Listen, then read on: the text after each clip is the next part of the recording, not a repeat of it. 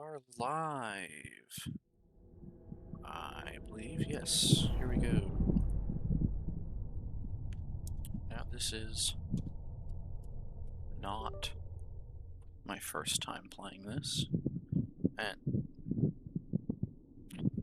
hold on. My stream information should be different.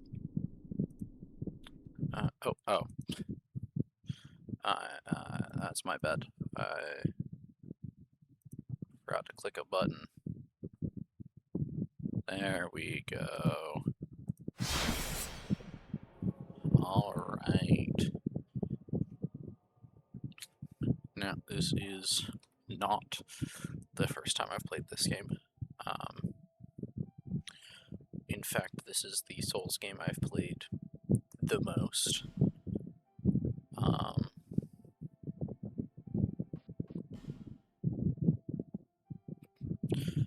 These aren't even close to my most played characters. Welcome, whoever's here. Today we're creating a new character. I have a couple people who were very invested in this being the next game I was streaming. Perhaps you've seen it. Maybe in a dream. A murky, forgotten land. I still think this has one of the best opening sequences.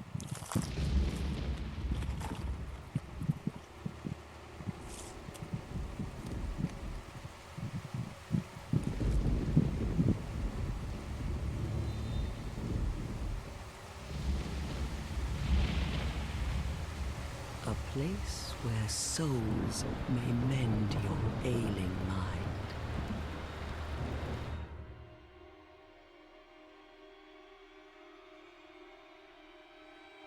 You will lose everything. Once branded.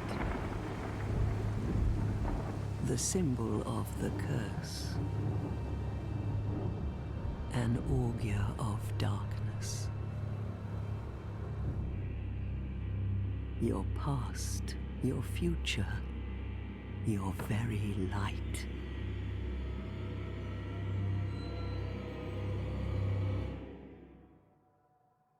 None will have meaning, and you won't even care. By then, you'll be something other than human. A thing that feeds on souls, a hollow.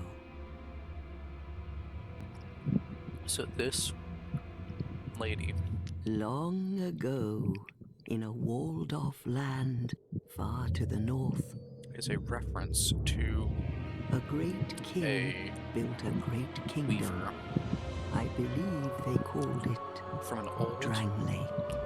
Japanese film Perhaps you're familiar. that No.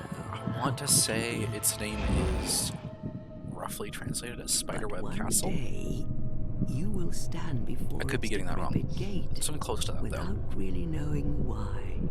And it's basically Macbeth, but set in feudal Japan. And they really wanted to make sure that you didn't miss that she was in reference to the fates from that. So they put a big spider on the wall right before you see her in this cutscene.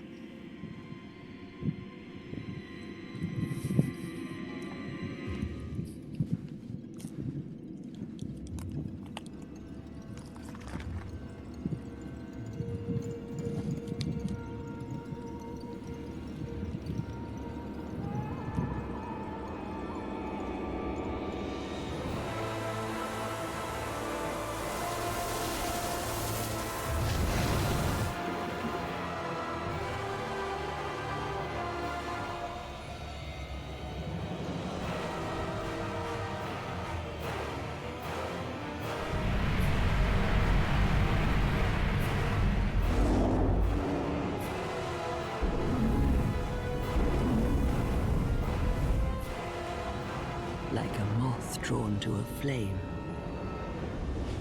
Your wings will burn in anguish. Time after time.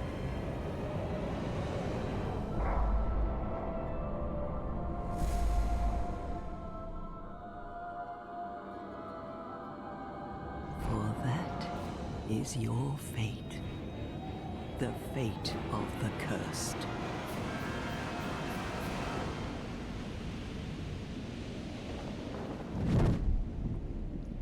Welcome, welcome, Mossy.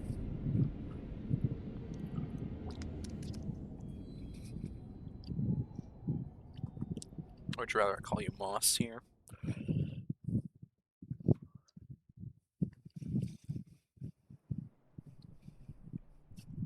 Also, I love the very jarring difference between the cutscene at the beginning and then it comes to this, and it's like, wow, that is a huge difference in graphics. And if you ever want to see something fascinating to compare this game to, look up the gameplay trailers from before the game was released, because they look so different. Like, they are actual gameplay trailers. They aren't like rendered trailers. They were done in engine using the program at the time, using basically a trial version that they used for the trailers. And you can compare the graphics in that to what it actually looks like in the final game. And it's so different. Like, the pre-release gameplay trailers look like the Demon's Souls remake. Like, quite a bit, actually.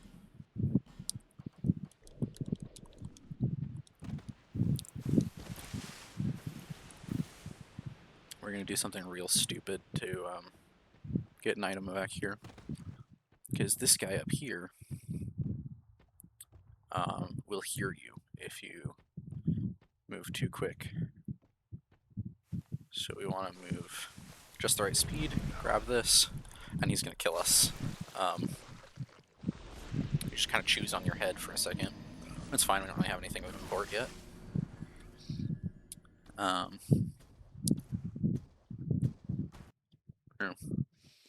We're not too worried. We wanted the pine resin. There's another item. I was kind of hoping I could get away from him, but you know, it's whatever. It's been a minute. I'm not. Got to get used to the controls again. This game is a lot clunkier than Dark Souls 1. Especially the remaster. The remaster is quite a bit smoother than this. See, that's what I mean. Is like, he doesn't even notice you if you're not sprinting. And that's the hut we're trying to get to, but we want to come over here. Because if you just walk real slowly, you gotta be careful, because you can walk right off the edge there. Get some small, smooth, and silky stones. We didn't actually have to go down there, we could have just walked down there, but it's always more fun to jump. We're not going to deal with the monkeys over there. We could try to kill them, but they would destroy us at this stage of the game. And, oh, you can see where we're standing. Those little footprints on the ground. What seems to be the ruckus? I apologize if at any point there are weird sounds. I am eating while I'm playing. It's an undead. An undead has come to play. They all end up here.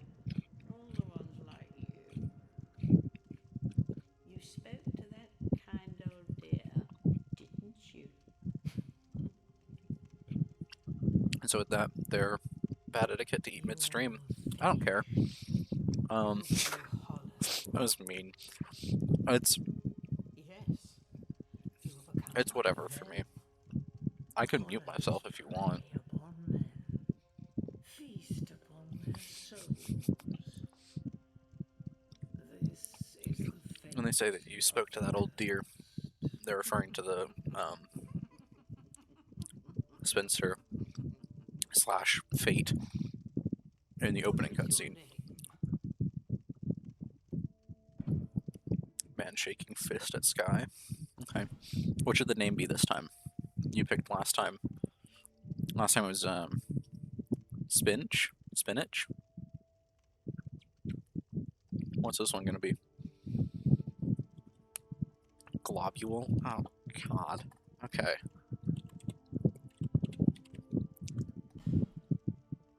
There you go. Meet globule. At least you know your own name.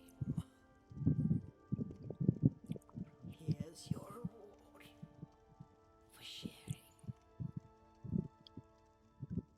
It's a human effigy.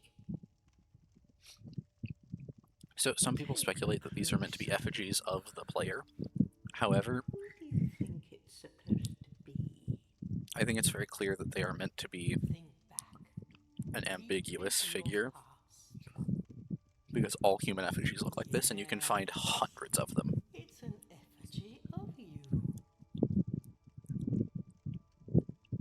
They're really just an effigy of the cursed ones. Okay.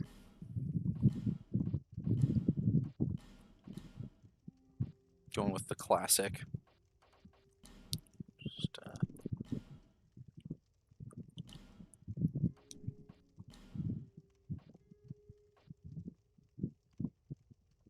what's the hair that I always go for? I think it's this one. Yeah. Hair color.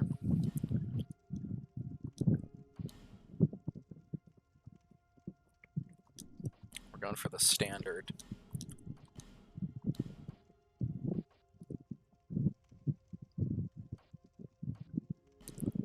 I want them to be more purple and less bright.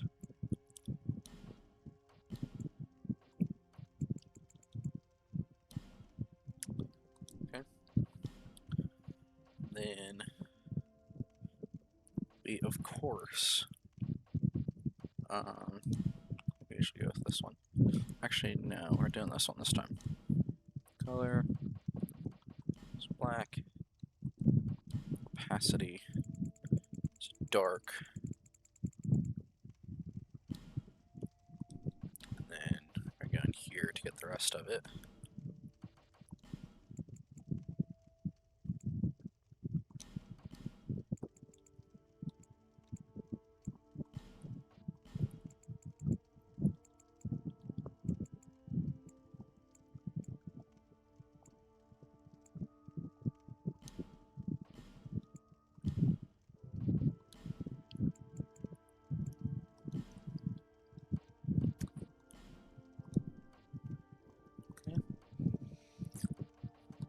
We don't really care about anything else. Sometimes I make them super pale just for fun. But we're not doing that this time. And for class... What should we go for class?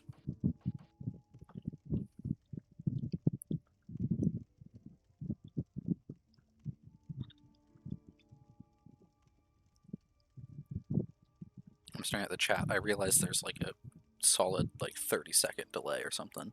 Anything at all. You're not very helpful. I think we'll go...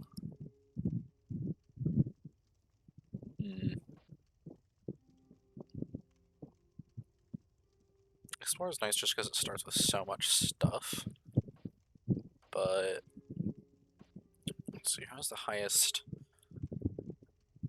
We're looking for 2 stats, honestly, is endurance and adaptability. Honestly, Explorer might be the best choice.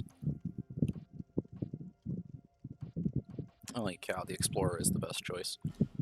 Okay. Gift. Ah, God, it's stupid to do this. We're doing petrified, yeah, something. We're going gambling. Excited. Excited to go gambling. All people come here for the same reason. To break the curse. You're no different, I should think. Yay, gambling. Yeah. Doesn't It's the most exciting thing in this game. You only get You never know.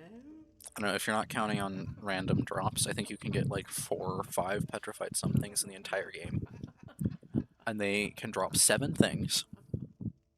including Go through the door. 3 weapons, 1 ring, and 3 different upgrade materials. Remember, hold on Um, for your souls. and so the 3 weapons, so they can drop the You from going Phantom Ring oh, or I'll something, which fool makes you you no turn longer. white and glowy like a You'll phantom. lose your souls. All of them. Or no, hold on. Over and over. No, yeah, I think that's the one they drop. again. And then it can also drop one of 3 upgrade materials, which are Titanite Slab, or maybe Chunk. I'm not entirely certain. I think it's a slab, though. Twinkling Titanite, or Petrified Dragon Bone, which can be used to upgrade boss weapons.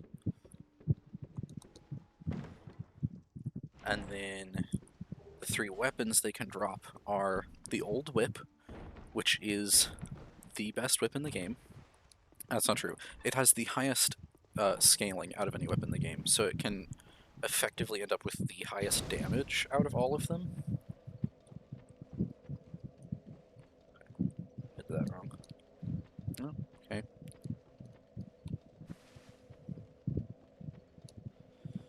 Whatever. I'll just punch it.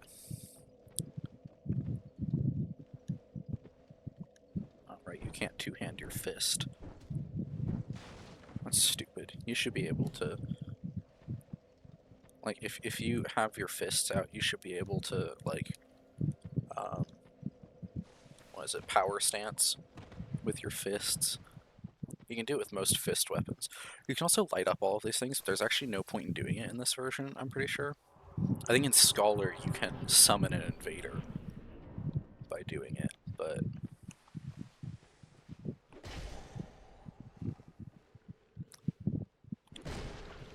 Okay, I really have to work on my parry timing. Okay, earlier. There we go. And fists are an actually viable choice of weapon in this game when compared to Dark Souls 1. In Dark Souls 1, pretty much no matter what you do, except for becoming a dragon, your unarmed damage stays at like the absolute minimum.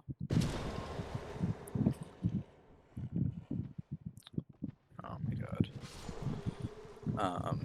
Which is like, I think it's 20 is what it's listed as in your status, but it means that you do like 2 damage to enemies that are weak to bludgeoning. In this game you can see I'm already doing like almost 40 damage per light attack with my fists, and I've got what was that, 6 strength and 6 dex, which are almost the lowest you can get.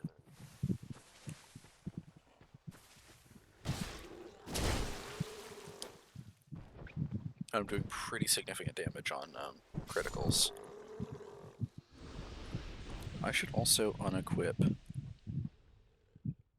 not my armor, because, well, yeah, let's unequip my armor, and my ring, because it's not useful right now, and all those, because also not useful right now. We've got 5 minutes of torch time, which isn't enough to really do anything. That's also why we're not lighting stuff here. Keep the dagger. And to power stance, you actually need... So to two-hand a weapon, you need at least... Let's see. Two-handing a weapon multiplies your strength score, or effectively multiplies your strength score by 1.5 times. So you only need like 2/3 of the strength score of wielding a weapon to two-hand it. To be able to wield it two-handed, I mean. To power stance, you have to have 1.5 times the strength requirement of the weapons you are power stancing. So I can't even power stance a dagger because my strength is too low.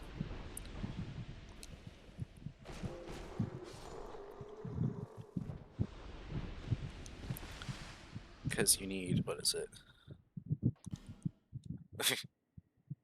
Oh, no. Ah, maybe you need 1.5 times all the requirements to power stance. Because that would make sense if you also need to have enough dex.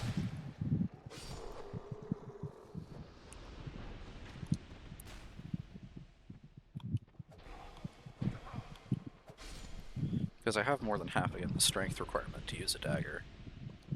But I only have like the exact dex requirement.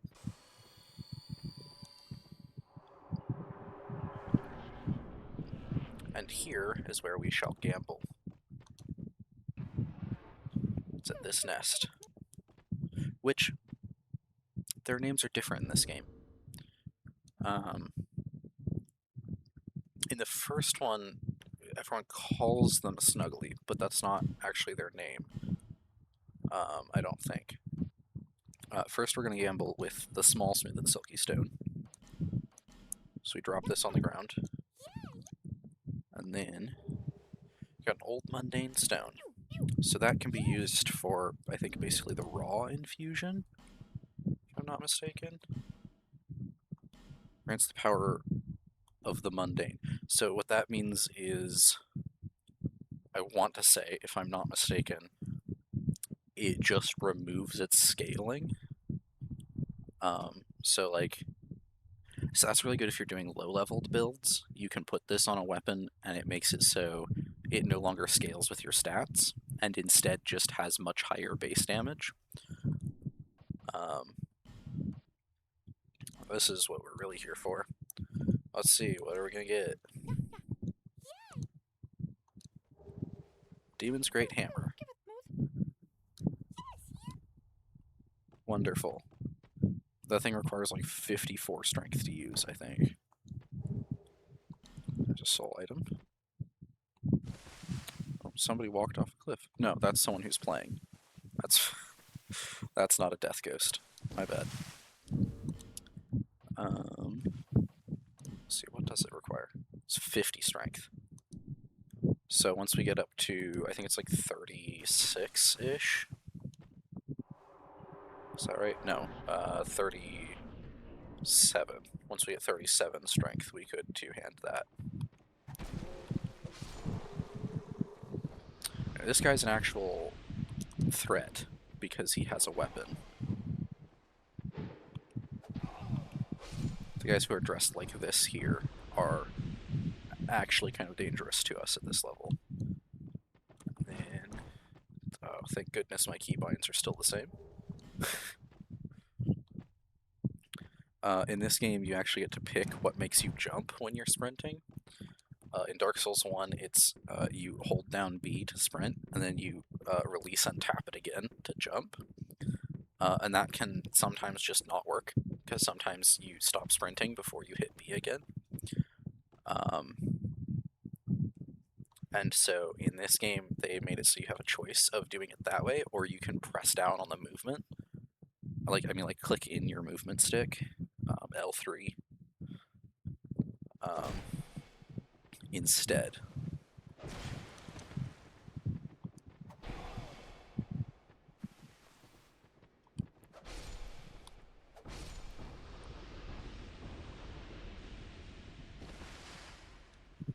We unfortunately did not get what we wanted from gambling. Personally, my favorite thing to get from it is, yeah. No, yeah, that happens to me. That specific jump that I did, probably close to half of the games I play, I end up hurling myself into the void there on accident because I don't jump. But so yeah, in this one, I think it's in game options. Yeah, it's under jump controls. You can pick. So if it's set to B, then you have to release B and press it again. I just realized you can't actually see what buttons I'm pressing. I always set it to left stick because, yeah. So I would regularly miss input. You can also do this thing up here in Scholar. I don't think you can do it in this one. One, because, well, no, it's not because this thing's in the way, but you do this thing here where if you time, oh, never mind. You can do it in this version. You're not supposed to be able to get up here, so you can actually jump down in here. The reason that's important is because in this version it doesn't matter, but in Scholar, which I refer to it as that for shorthand, it's Scholar of the First Sin, but it's basically like a remake of this game. The map is the same, but like a lot of enemy locations and item locations and whatnot are switched around. But like boss fights are the same pretty much. I think there might be one or two that they altered slightly. But there's a lot of things where like I've probably told you about it in the past, yeah.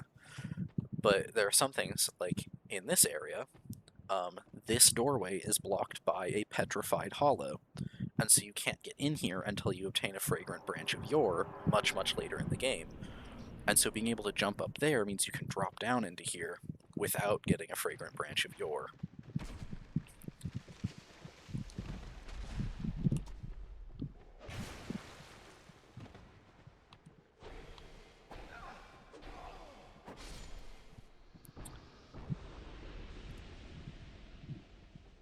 Okay, there is another hollow archer down here. We're going to heal really quickly because we're pretty low on health. And then we're going to roll. Climb up here.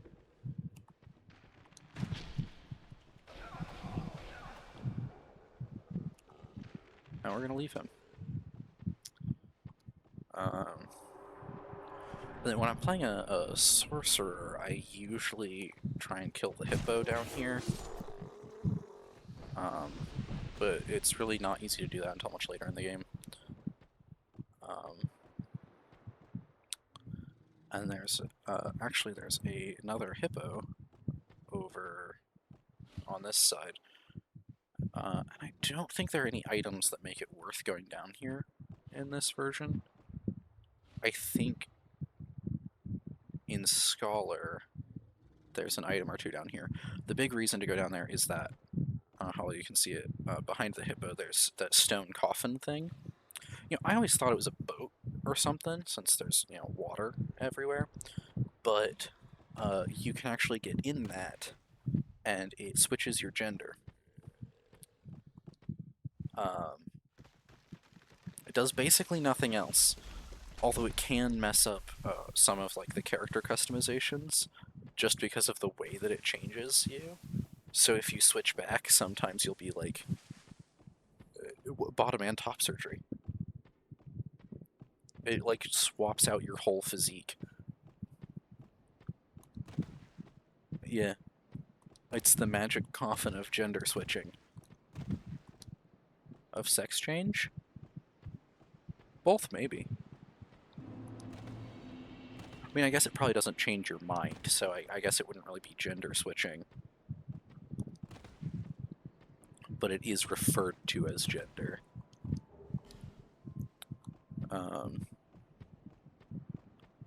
We are going to pop over this way and speak to Bernard. One of the few quest lines I don't think I've ever actually managed to complete. That's not true. I have completed his quest line once. Oh, right. So you literally cannot get through this gap, no matter what you do. There is no way through there, for some reason. Dude, I would love that. That would be incredible. If that was like a real thing. It's Bernhardt. Is it Bernhardt of Jugo? Scottish.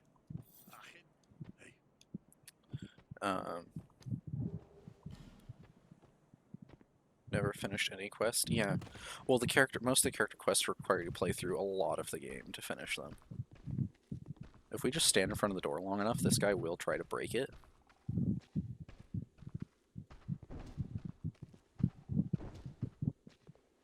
Can we? Oh, we can't hit him through the door. I don't think. There we go. I was trying to backstab him, but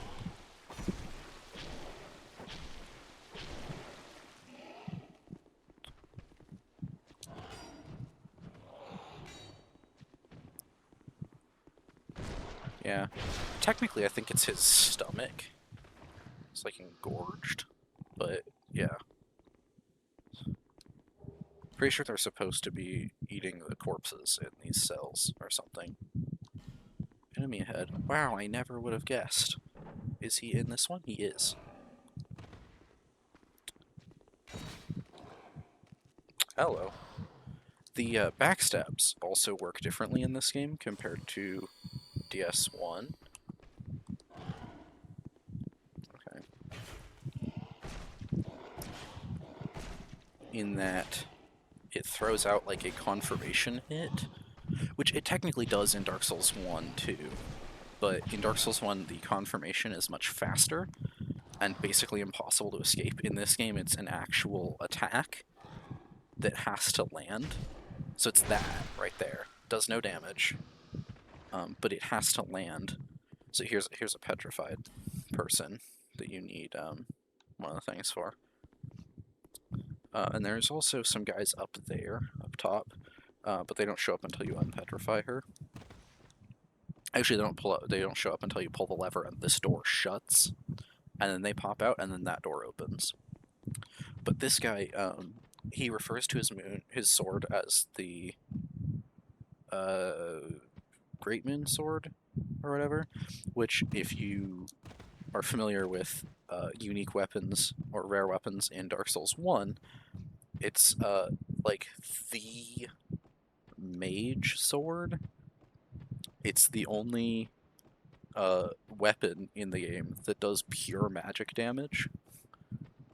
And it scales, it has an intelligence requirement and scales solely with intelligence.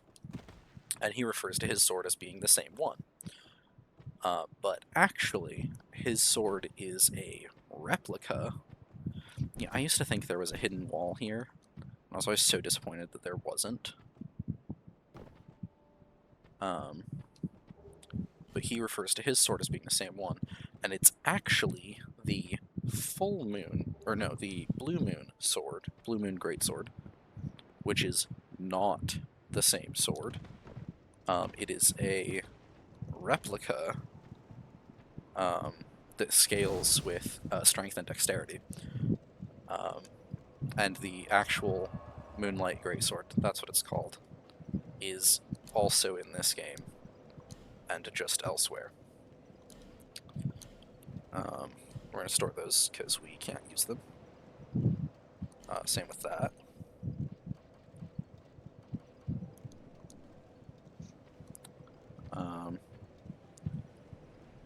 Now we're going to go on a quick little loop of this area to pick up all the items.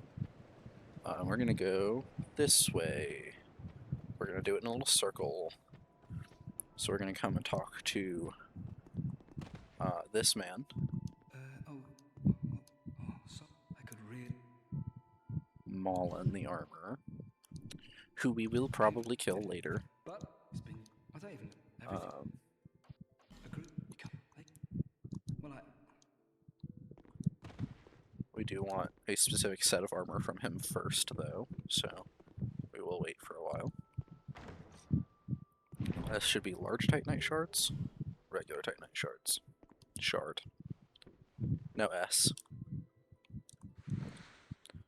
They changed how sliding down ladders works in this game, too. You don't just hold B, you have to move the joystick down and then hold B. We get a free Estus shard here. And, oh, yep, piglets are back there. In Scholar, the piglets respawn.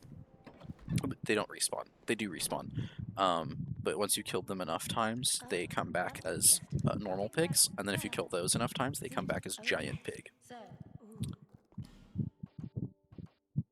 Also, this is Shalaquar, the only merchant in the game that is an object. Nothing suited you. Well, Also, the only one who's aware of when you beat the game. She's the only one that acknowledges you. No, you do have a time. Nothing. She's the only one that, after you've finished the game, she acknowledges that you've finished the game. And she's the only one that does that. And we are... Are we going to join the Covenant of Champions? Yeah. So the Company of Champions, this covenant, it makes it so that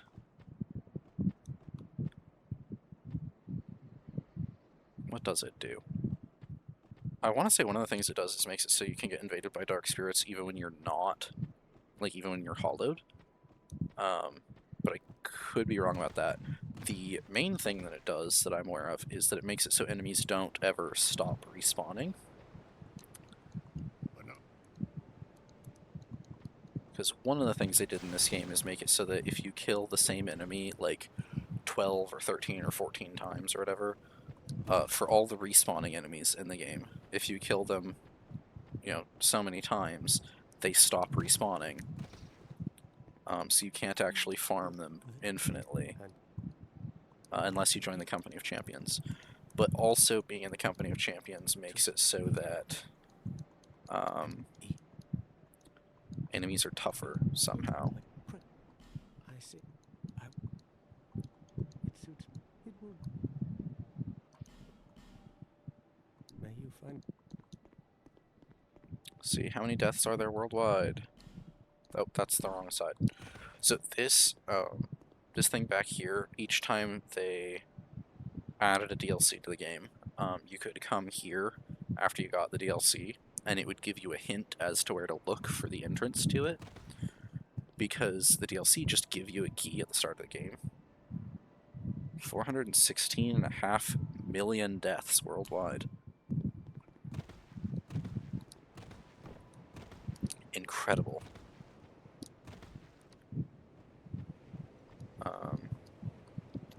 We can't level up with the bonfire in this one. This is the first one that you can't level up with the bonfire. Unless you count demon souls, which didn't have bonfires.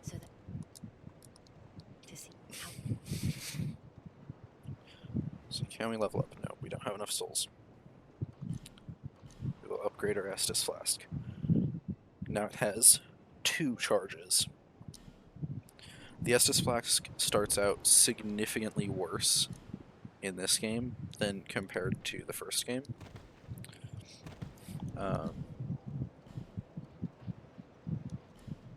Just because it starts out with 1 charge instead of 5. And you have to find Estus shards throughout the game to upgrade it.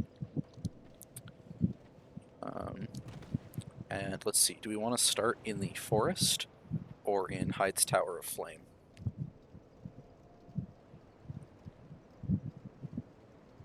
We could also try for the Rat Way, but I actually can't get down there yet. I need more health and probably the cat ring.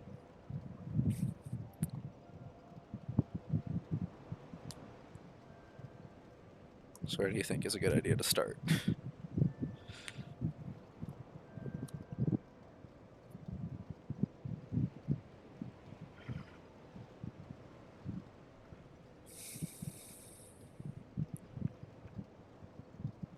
Cat? Well, we can't do that. We need like 15,000 souls and several levels invested in vigor. So we can't go to the Rat Way. I know. It's disappointing. Go get them then. Well, okay, yes, but what I'm saying is, do we want to go to the Forest of Fallen Giants to get them? Or do we want to go to Hyde's Tower of Flame, which is through that archway over there?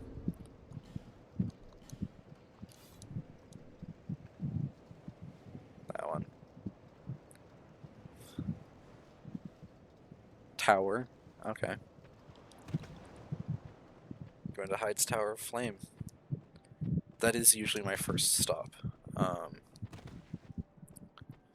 Another thing they did in this game that I think was a good decision was they actually fleshed out the fast travel system. Because in Dark Souls 1, you can only warp between bonfires. Oh yeah, we also come through here later to get to the Huntsman's Copse, which we can't get to until we finish, not finish, but once we go through Hyde's Tower of Flame, we can talk to Lykia, the cleric, who will then sell us a passage through here. She will turn this for like 2,000 souls, but she actually has the stone, and you can kill her for it. And if you don't kill her, she'll actually come and invade you later in the game, which is fine. We like invasions.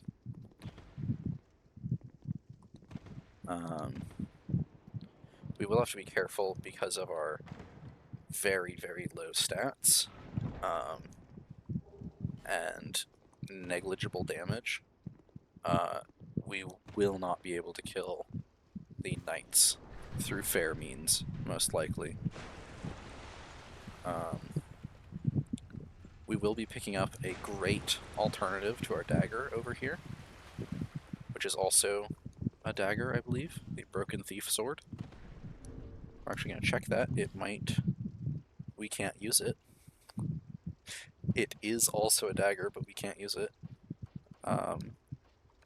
And it has ever so slightly higher damage currently. Plus better strength scaling, but no dex scaling. So if we invest in dex, then it will fall off very quickly. And in Scholar, there is a Hyde Knight right here. There's actually, if you're playing Scholar, you can find 3 or 4 of them throughout this area. So there's one right up there, and then there's one over by that arena. And there's another one up by the chapel up there. Up by that chapel.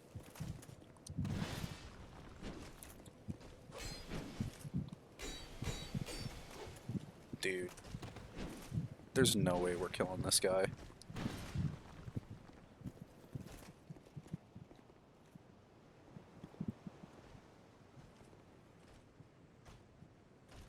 Just gotta get him to come up here. And then... come right here. Because you can trick them into walking off the cliffs here, if you do it right. Usually I come after this guy with a fire longsword at this early stage.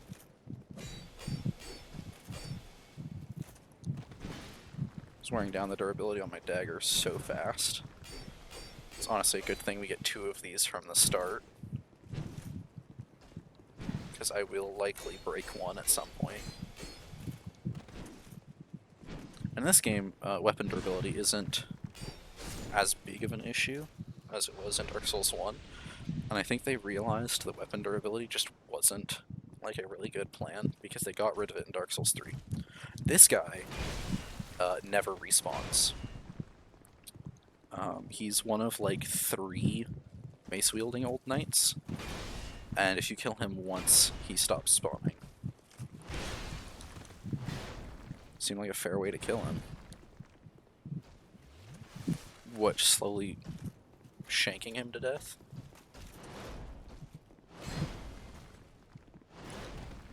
It's okay, I thought maybe he was going to do a different thing there.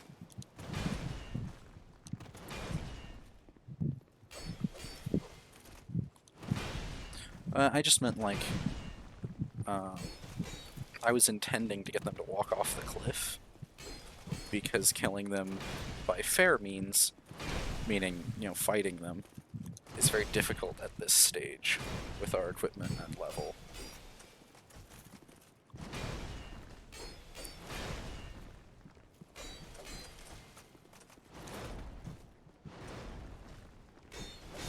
Oh, right. Okay, we're probably just gonna run past him. So the big thing we want to try and avoid with this guy is killing him and then dying, because he drops a bone ash, And bone ash can be burned at the bonfire to upgrade our Estus flask. And I think there's like 7 or 8 of them in the game per playthrough. We did start with a bonfire aesthetic, so we can reset an area. Normally we get this guy to die as well, which the easiest way is to get him to fall off the edge again. Which we might actually do because it's really easy with this guy, just because of where he is.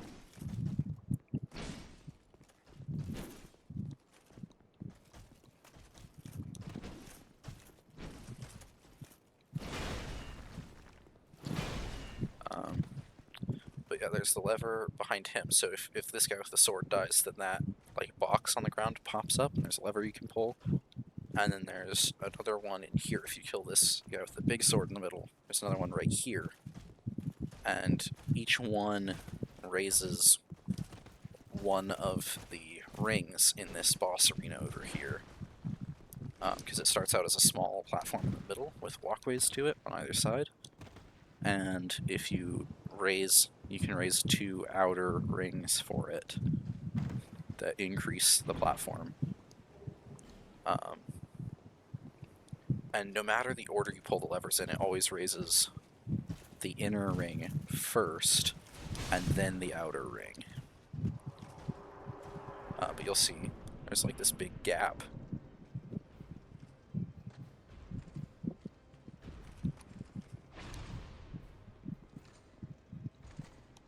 Oh, shoot. I did not time that properly.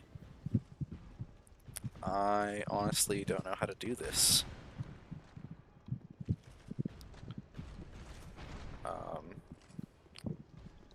Since we fucked it up, I guess we're gonna kill him. You're so flesh. Oh, right, because I'm hollow.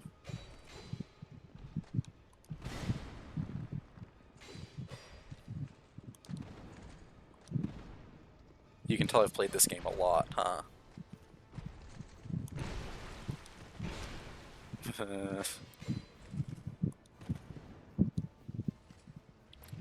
Sippy break. You can tell I'm autistic. Fair enough. Oh, okay.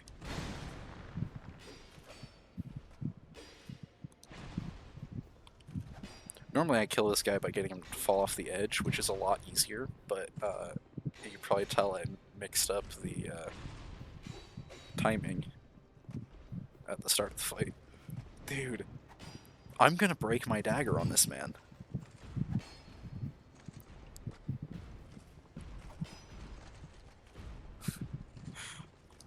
I love that I'm just circling around and poking him in the back every now and then. That is how you should fight when you're using a dagger. Hey, this is prep for my next D&D character. When we can get counter damage on him, that's when it really does.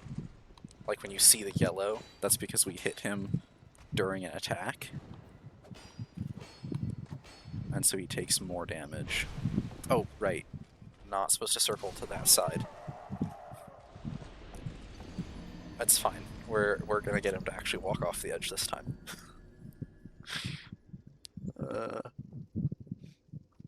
We're also going to, while we're in this area, we're gonna pick up the Ring of Binding, because as you can see, my health bar is already noticeably smaller. It should be by about 10% right now, since I've died twice.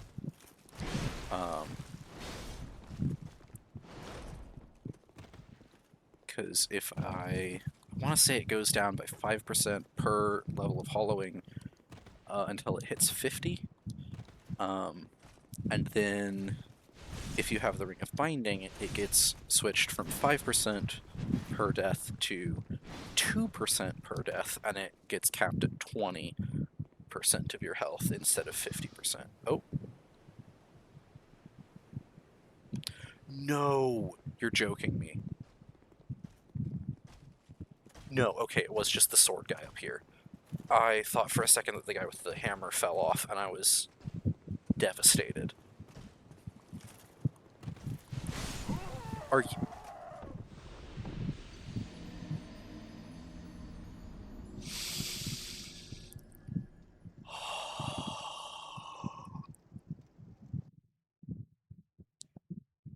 Rift globule.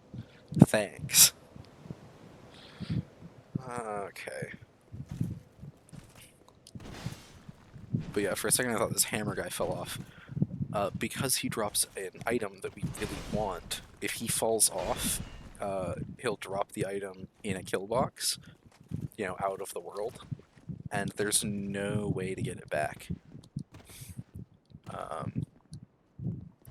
That's also why we really want to avoid dying, like at the same time as him, because if he dies and then we die, that resets the world state, and he'll be dead, but it'll also get rid of the item, because it'll clear it off the ground.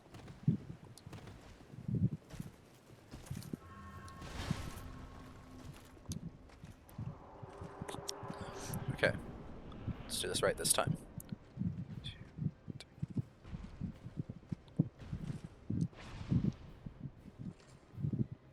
There we go. It's really easy if you do it the right way.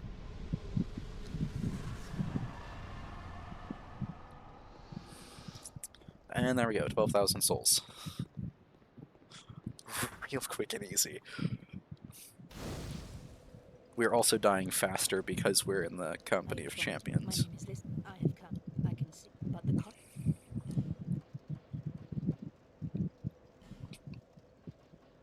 So we can't even use the most basic miracles because they require 12 faith. I'd heard the king.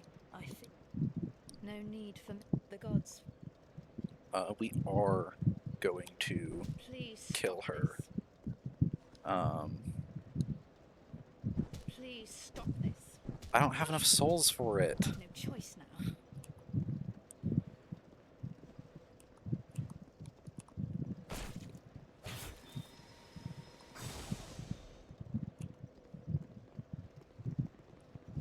She's honestly one of the harder NPCs to kill at this stage. So what we're really trying to do is just shove her off the cliff here.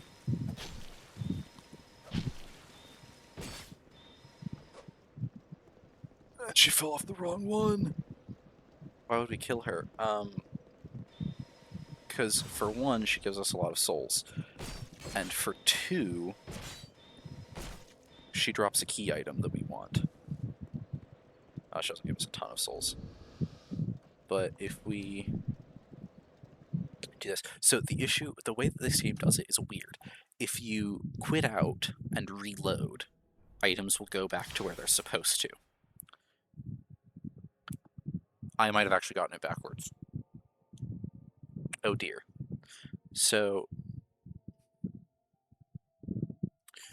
I know that the key will reappear because it's a required item to play through the game. You literally can't finish the game without it. And so I know that it will show back up. But yeah, okay. That isn't the way you reset an area in this version, in this game. In Dark Souls 1, you can quit and reload to get items to show back up. But in this one, you have to rest at a bonfire. But hey, now we have enough souls to go and get the ring. And this is the item. This lets us into Huntsman's Copse. You think we could make that jump? I think I could do it. Do it? Okay. Heck yeah. We're gonna get far enough away from that guy, and then we're gonna take a sippy break.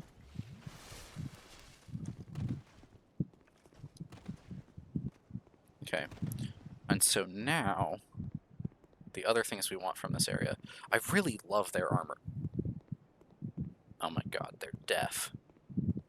Hoping you would die. How rude. How rude of you to wish death on me. Divine Blessing, those are pretty good. I don't think they're as good in this game as they are in Dark Souls 1. Especially considering I think I already have like 3 of them. But I know that they still like cure status effects. Also, in this version of the game, there's just a guy up here. In Scholar, there's a whole ass dragon on this platform.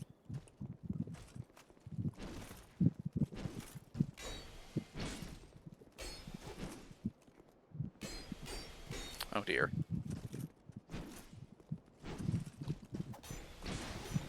I was really hoping to avoid the worst outcome here. Because we really need to kill this guy. To get this lever to show up. And so the way that we're going to do that is through means of deception. Ow. Oh! Well, we got one of them to die. Oh, that was the right one. You heard the lever show up. Good. Oh, and we're back over here. Great. I'm not going to jump again just in case, because I don't want to screw it up and lose all 15,000 souls I just had.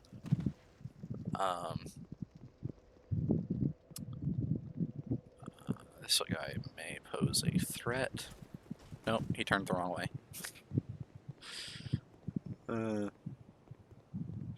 This game is weird. Oh yeah, I've been looking at this status effect on my HUD. So it's that little symbol under the stamina bar. So I think I just realized what that symbol is. I've known what it means, but I was trying to wonder why it was there. I was trying to figure out why it was there earlier. That symbol means that you have increased soul gain. And I was staring at it because I was like, what is that? What is that symbol? Because I've never really thought about it. I'm just like, oh, it's a weird symbol. It means you get more souls. I just realized it is a silver serpent's head with an arrow next to it. The arrow, I understand. They use those for most of the HUD symbols, or for most of the effect symbols, or buff symbols, I guess. Use those little arrows to signify both buffs and debuffs. So, like, I knew what that part of it meant. But I just realized it's the head of a little silver serpent, and that's because the item, or the primary thing that you can use to increase your soul gain is the covetous silver serpent ring. And we're not going in here yet. This is the Cathedral of Blue. That's Hyde's Tower of Flame. It's a lighthouse, which has particle animation. They're so cool.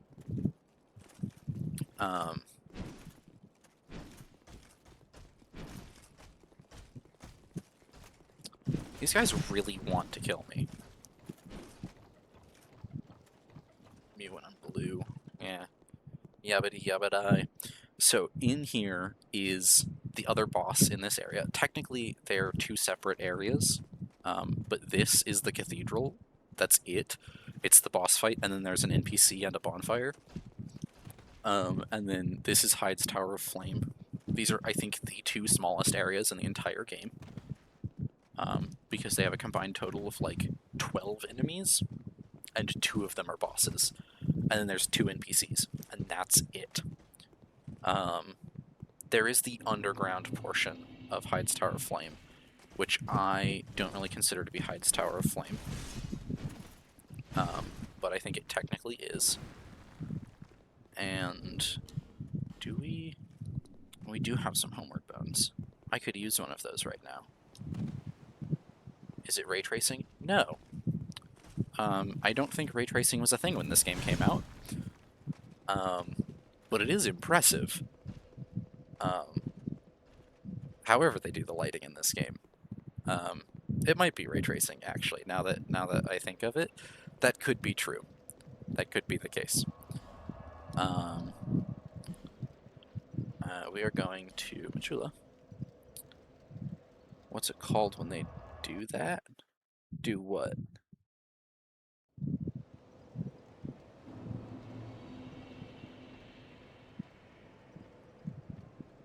Are you talking about the lighting still? Trace the rays? That's ray tracing. In the sky? You mean like how like my shadow works? Like when I look at it like this? Because that might be ray tracing. I'm honestly not entirely sure. I just know that that is one of the methods of lighting in games, and that it tends to be fairly performance heavy. Okay, we still might not be able to make it down the pit. To increase our chances of survival as much as possible, we will get naked. And then find the right one. There we go. Yeah. You have to have a lot of health. I might need to find the life ring and maybe get the blue seal as well.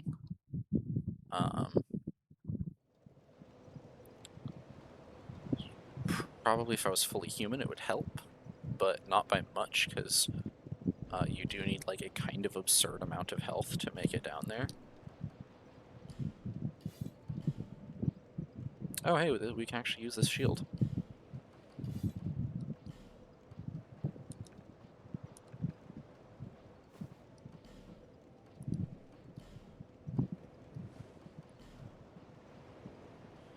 So I think this is, yeah. Oh, it raises item discovery. Oh, that's a gold serpent head. I thought that was a silver serpent head. Oh, that was probably really loud. I apologize for that. And we're not going for the piglets because they will murder us at this point.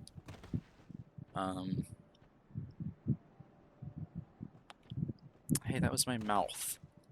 Don't lie.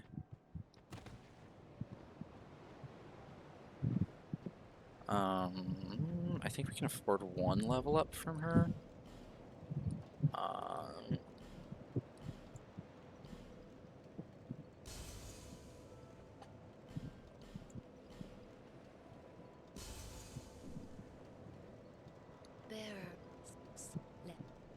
Seek lest. Okay. Let's pump our vigor to 10.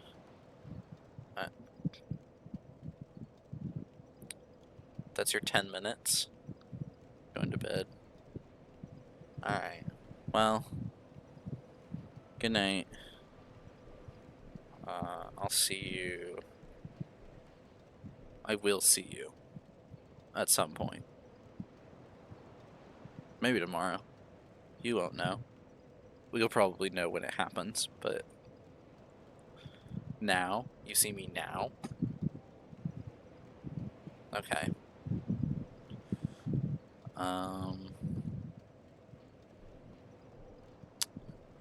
They also did a weird thing in this one where every single point you put in a level influences your health.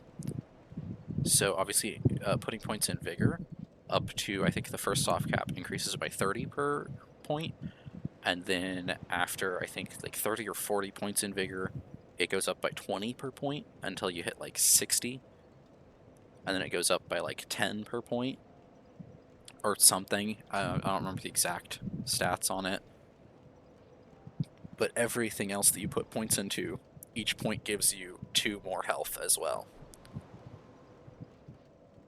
Which is a weird choice, I think. We're also going to slowly invest in strength over time. But for now, we're going to go and murder 2 more bosses. We're going for the last giant and the pursuer. And we will also be cheesing the pursuer because it's funny. I probably won't be getting to the pursuer tonight because I'm probably going to shut down here in the next half hour to an hour. I might make it to the pursuer by then, but I doubt it. Probably make it to the last giant though, even if I don't kill him. Might save that for next stream. Of how we take little steps when there's a wall in our way. It's really funny to me. Hey yo, what's this beam of light coming from? It isn't. That's what. We're gonna do the fun thing here. Drop down. And then we're gonna do the other fun thing where we jump across this chasm and hope we don't fall into the water. First we're gonna break the chest, because it's funny. Dude, it didn't even start running until like the last possible second. That was terrifying. We're all soggy now, which means that we're more resistant to fire damage and take more lightning damage. That's another thing they did in this game. You have environmental factors that can affect your defenses and whatnot.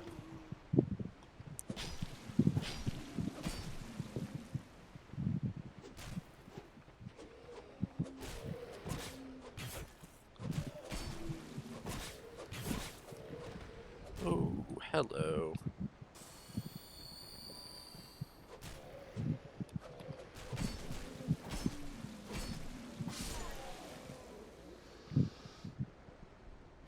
In Scholar, there's another one of those hippos shows up over here in the river, and he will kill the hollow infantrymen for you. So you can get them to fight him instead. I don't think they can kill him. Probably not, anyway.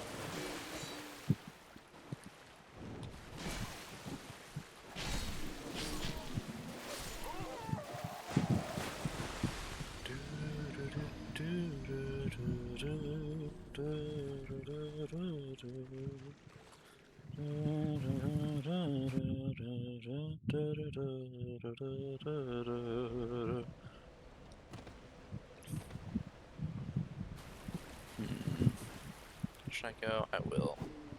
No, it's like 800 souls. We don't need that many.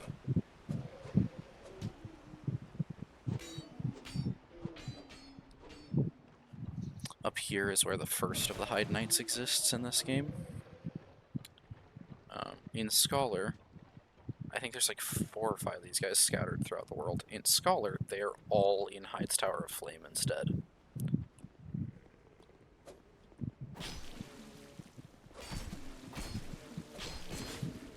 We did pick Traveler, who has objectively the worst starting gear for killing anything. So we really do want to start gear and stats, actually. So one of our goals right now is to find, well, to get more strength and dex, but also to find any weapon that is better than a dagger.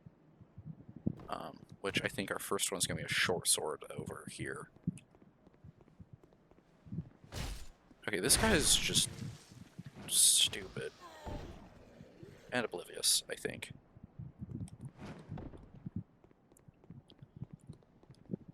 And, yep, short sword. Can we use it? No, we can't. Wonderful. I think I can use this if I two-hand it, yeah. 60 plus 16. 57 plus 29. Okay, we're gonna stick with the dagger, I guess. And then there should be... yeah, right there. Down there on the ground by the roots. There's a hollow infantryman who is alive. Critical attacks are one of the few things in this game that give you iframes. And I say few because things like going through a fog wall do not give you iframes. Or if they do, it starts far later than it usually would. And by that I mean than it would in every other Souls game. Broken Straight Sword, Human Effigy.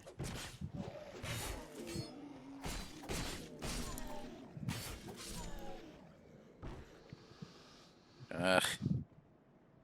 There's another ban evader. Okay. I don't think...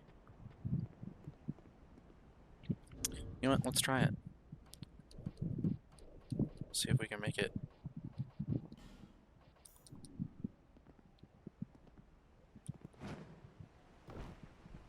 Oh, no damage too. Nice.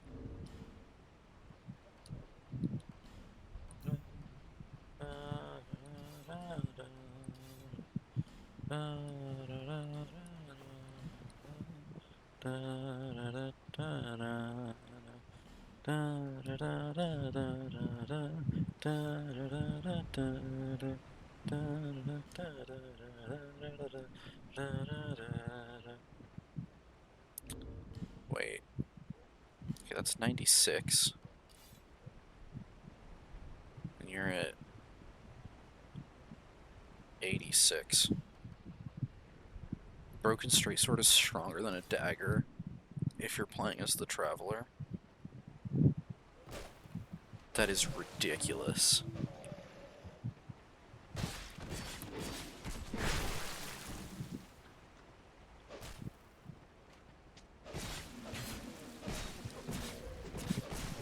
Ugh.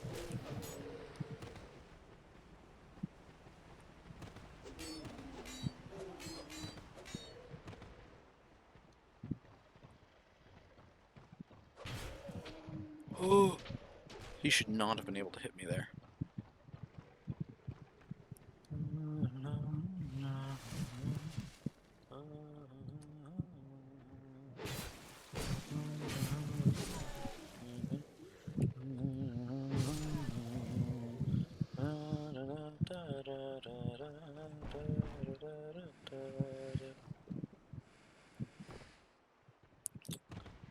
Okay.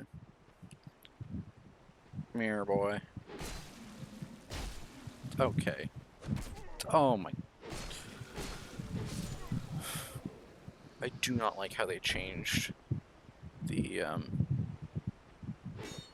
that move in this game. They switched from, if you press forward on movement and do a light attack at the same time, in Dark Souls 1, you kick things, and I think that's the same in Dark Souls 3 and Elden Ring, and maybe also Demon Souls. In this game, they switched it for a guard break, which is that thing where you, like, you do, like, a slow walk forward and, like, parry with your weapon. It's that.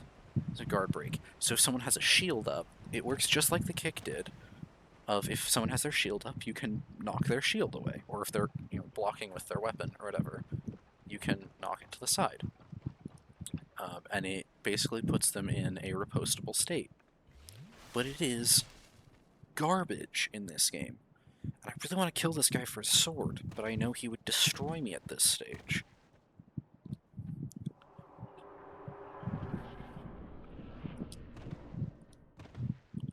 Probably could have rested at the bonfire if I wanted to.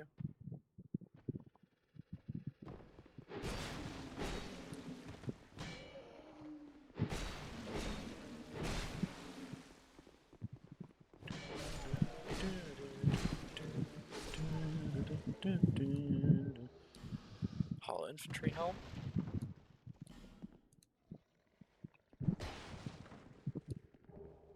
I do like that parrying can break breakables in this game.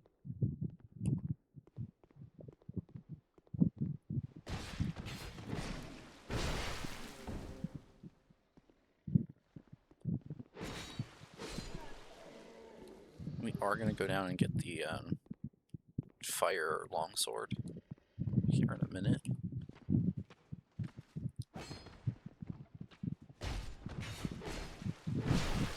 Dagger would be better for these critical strikes, just because it has a high multiplier, and its base damage is pretty close to this sword that I'm using. But I don't really care too much about that.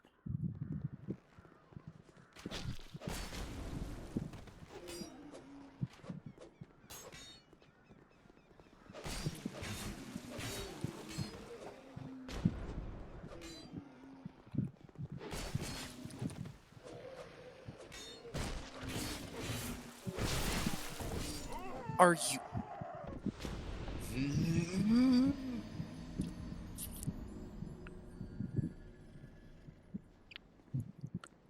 Not sure why my iframes ran out before I finished the backstab animation. Seems like an oversight.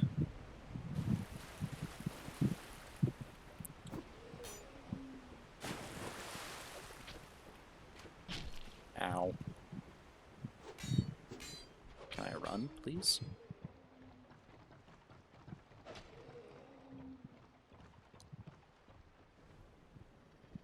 We are just booking it past everything right now because, again, we're playing as the Explorer, who is objectively, I think, the worst starting class in the game. Not just for their kind of terrible gear, but for their really low stats, mostly. Their low stats is most of it, honestly.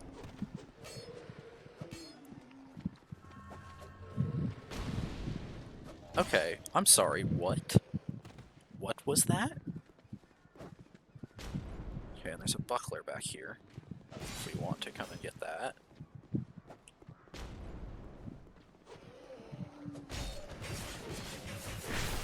We might be dead here again.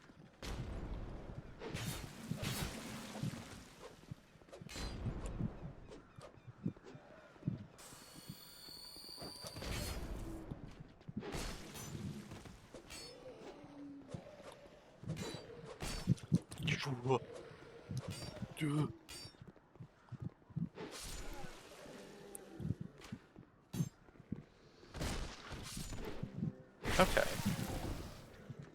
That felt a little excessive, honestly. Oh, life gem. Nice. Got that much, at least. Okay, probably should have killed us, honestly.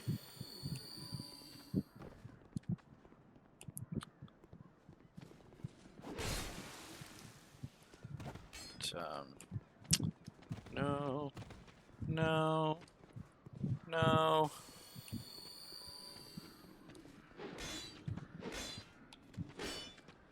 That is where guard break would come in handy, but they're less than reliable, honestly. This thing has terrible range. Plus swords don't actually protect against that much anyway. The only good thing about this weapon is how little stamina it uses, because it uses less than the dagger. And it does marginally more damage than the dagger as well. But it's slower, and I think has shorter range than the dagger, which is pretty bad. The dagger does not have much range to begin with, and I think this one has less. I think this thing has less. It's not a dagger. This one is a short sword, technically. Hence, getting a different animation set, like for backstabs. But yeah, that's what I'm talking about when I say it has, like, short range. You know what we're going to do? We're going to throw a dagger on, just in case. Since they changed equip load rules in this one. In Dark Souls 1, you are light at under 25%, and medium at under 50, and heavy at over 50. And then ultra heavy at over 100, I think. And in this one, they made it so it's 30 and 60 and 90.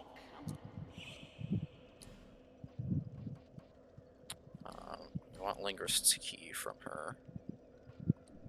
And A couple of fire bombs as well. This is the weapon we are using currently. And I think once we spend 10,000 souls with her, which is pretty easy to do, you buy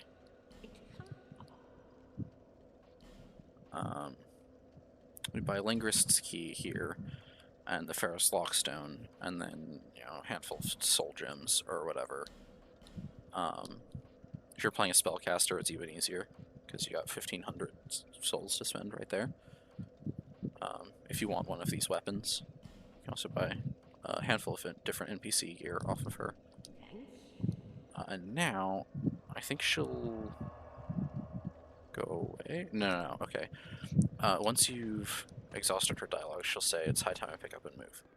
And that means that once you beat the giant, she will leave.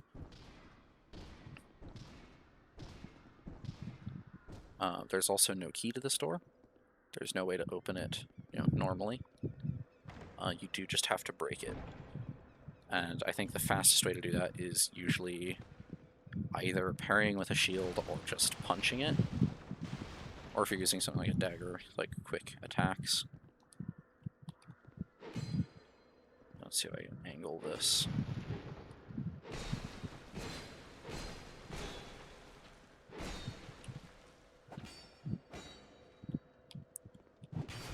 Oh, okay. Strike has... That final hit has more range than I thought it did.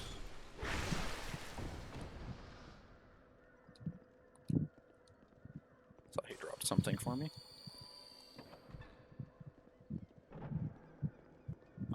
This is what we're here for. This is another Estus shard. So with this, we now have 3 charges to our Estus. And then also we want to step off right here, get a Divine Blessing. Down here. And now this is what we wanted the Firebomb for.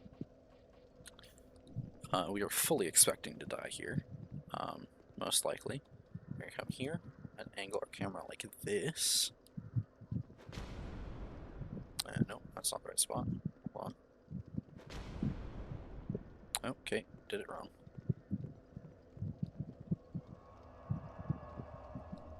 We are going to need another firebomb, my lady. Oh, I did not like that coming out of my mouth.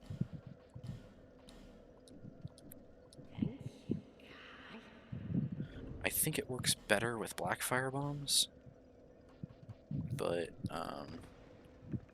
should still work with one of these. Okay, I'm not doing it right. However I'm doing it, I'm not doing it right.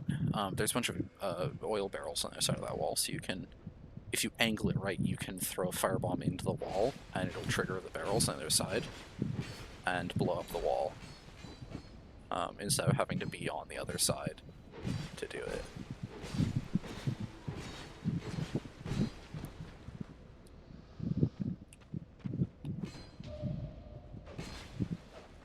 Okay. All of soldier armor. How helpful.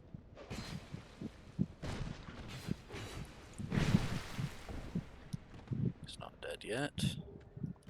There's soul over here. And I did not time that right at all. Can you tell I'm really good at this game? I'm great at it, actually. Best in the world, perhaps.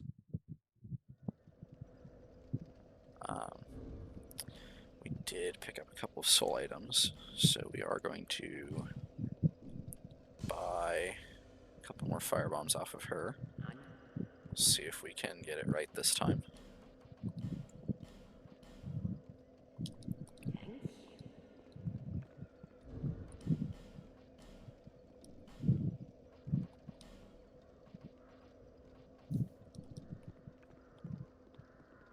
Come on.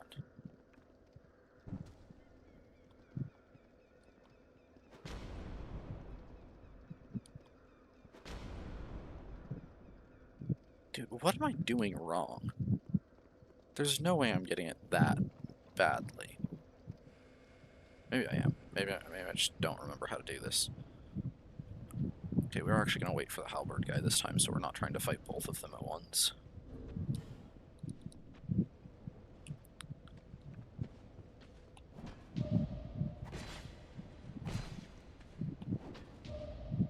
Never mind, we will be fighting both of them at once, it looks like.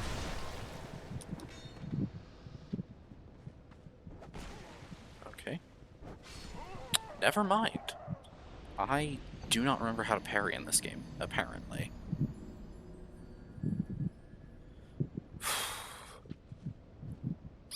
Okay, I think we're going to go down and visit the salamanders and get the sword that we want.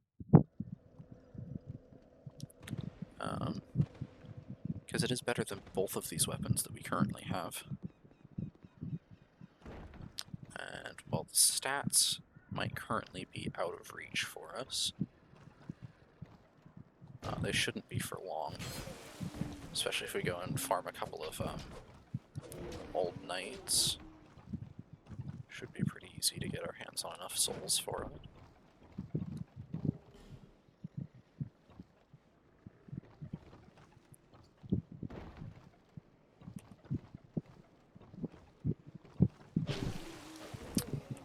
Okay.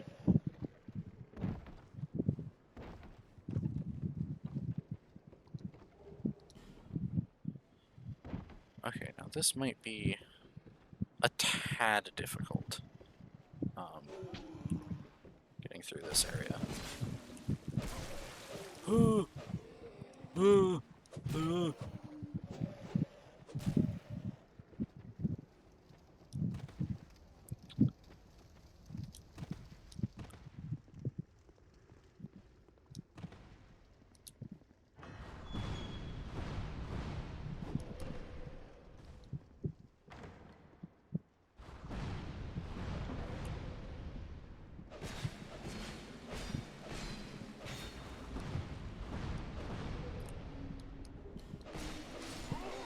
Okay, we got the sword.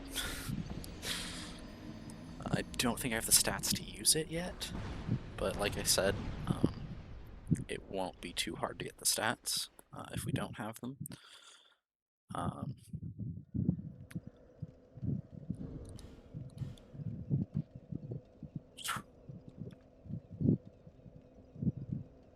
Okay, we only need 6 levels to use it. That's not bad, actually.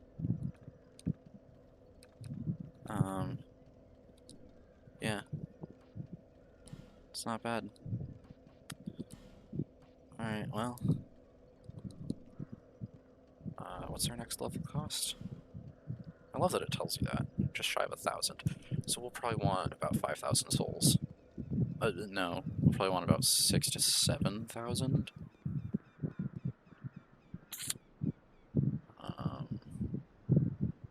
We're gonna head over there.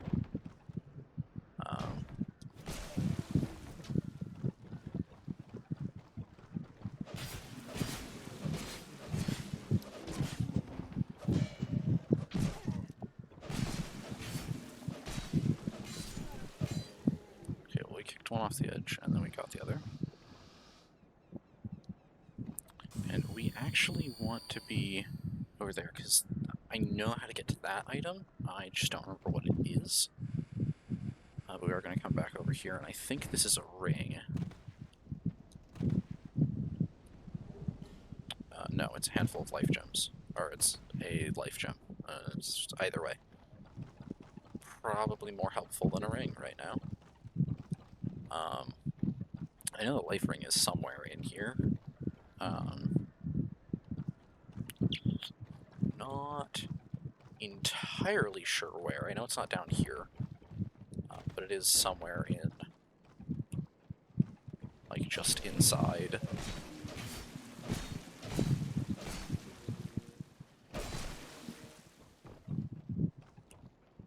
Okay, somehow he didn't die from that.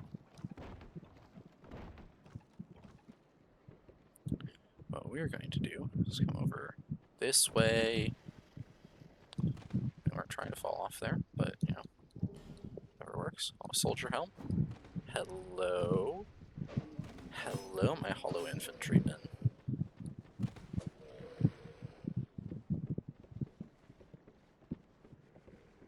Oh, we can't actually get up there yet.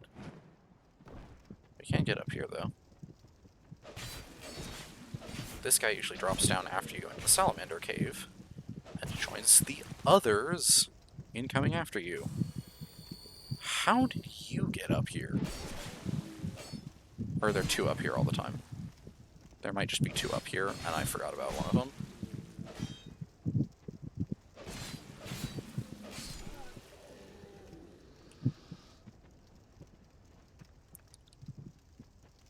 Okay, there is another item in here that isn't like a hugely important item, I don't think.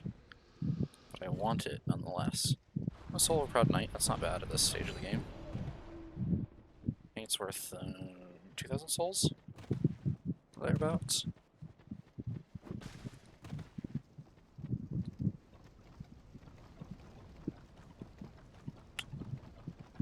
These guys don't give us many. We'll probably end up killing the last giant. So it'll give us about 5,000, I think. Which isn't a lot when you consider that one of the other routes you can take immediately after starting the game takes you straight to a boss that gives you like 10k just for killing him. Or 12k, maybe. And you can kill him super easily if you just like trick him into falling off a ledge. Does have about double the health of the last giant though. So I guess, you know, double the souls kind of makes sense in that instance. Okay. Okay. Sometimes I don't like this game. Just sometimes. Oh. Oh, good lord. Oh. I honestly hope y'all can't hear me, like, cracking my bones constantly.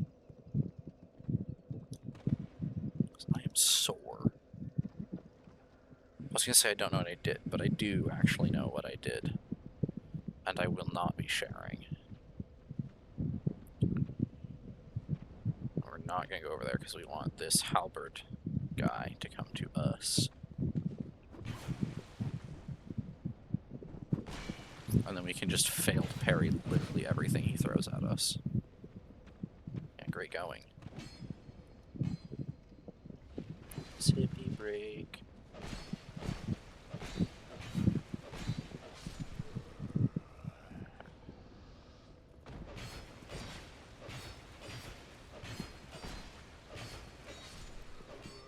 At least we know that we can kill one of them with a single flurry that consumes all of our stamina.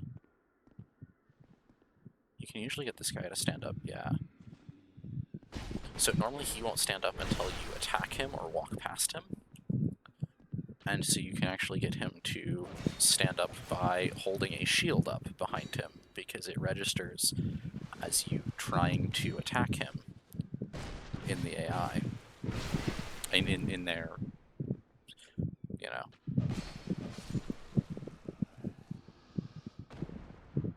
AI has become such a general term, and I don't like it.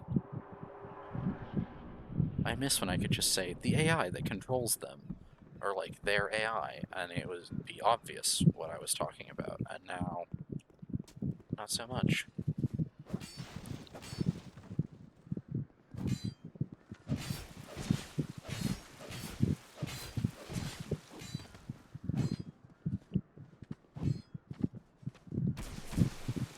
Hello.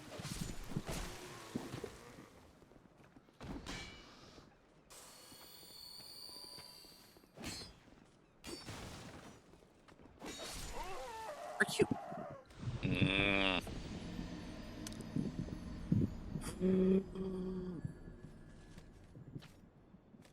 Like I said, sometimes I enjoy this game. Sometimes I despise it with all of my soul. Well, that goes for many games that I play, so it's not really a unique case with this one. just gonna run past all three of these guys.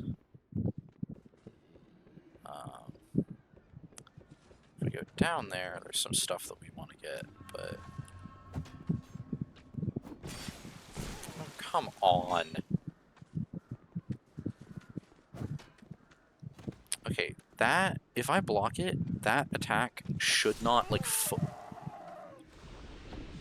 I didn't know he could do a running attack. Did not know that was one of the things he could do. Again, though, if I block his attacks, it should not stun me so much that I can't move side to side.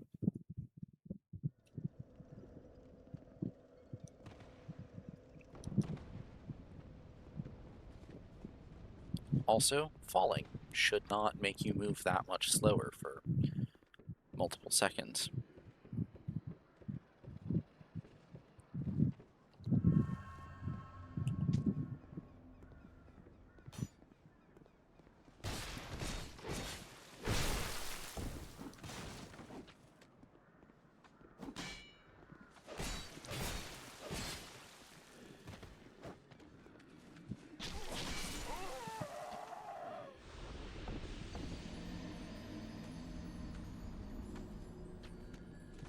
I think I'm too tired to be playing this game.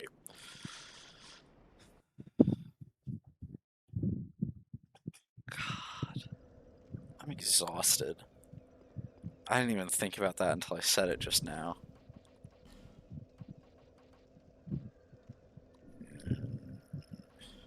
Okay. How many souls is this? It's not many. I use the Dragon Rider soul. I don't plan on using it for anything else. I could use it to level up. Let's go ahead and do that. I'm gonna go get some levels. You know, if you include the soul item, I'm pretty sure the Dragon Rider boss fight gives you like 20,000 souls. Because he gives you 12,000 when you kill him. Pretty sure this is 8,000? 6,000. But still, 18,000? And you can go and kill him like 20-ish minutes into the game? 30, maybe? It's about the time frame for me killing him. And I was going all over the place doing extra stuff. Perfect. Just enough for 6 levels.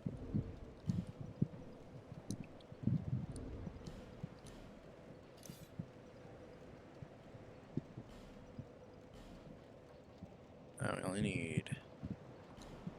So we need 1341, we've got 1196, so we need about 150 more souls to level up. I think this gives us 200? 800. Okay, that was not the soul I thought it was. And we're gonna put that extra point in vitality. No, dex, I guess. Yeah, whatever. But with this, I think we've, like, more than doubled the damage of our basic attacks, which means we should be able to actually kill things now. Isn't that wonderful? We'll actually be doing enough damage to kill things in less than 8 hits. Which is not an accomplishment in this game. Yeah. Killing these guys in 3 hits is not an accomplishment normally. If you play as the Knight, you start with a weapon nearly identical in stats to this one, just without the fire damage. And with better scaling.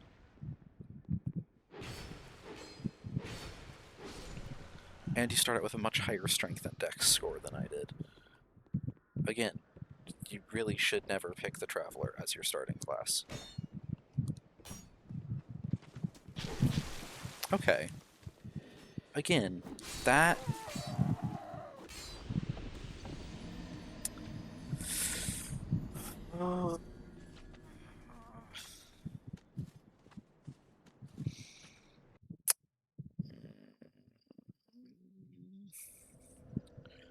Maybe I shouldn't be in the company of champions. That is one of the reasons I'm having so much trouble, if we're being perfectly candid.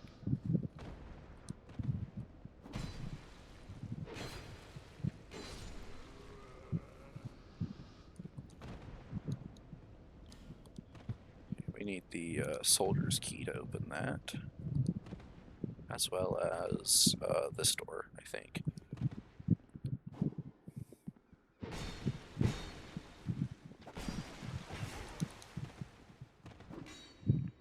Oh, hello. There's another door later on that we also need the key for. It's the same key you get it from killing the last giant. It opens those two, and each of those doors leads to a whole area with a bonfire.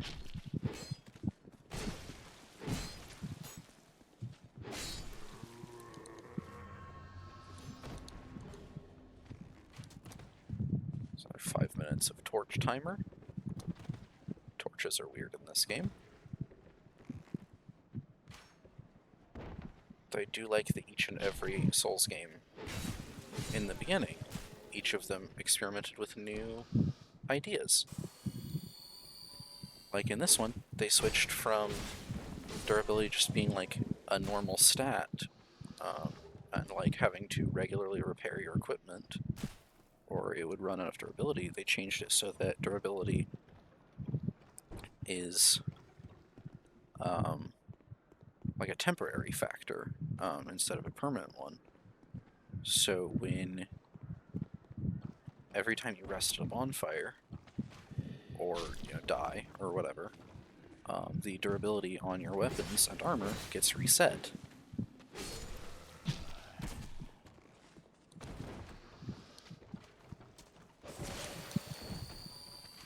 I was quite lucky there that that was the attack he picked, because he could have picked one that he could do multiple times in a row. Like that. We want to go down, actually. And again. And now it's just a Titanite shard. Okay. We're going to come up here, which, oh, hello.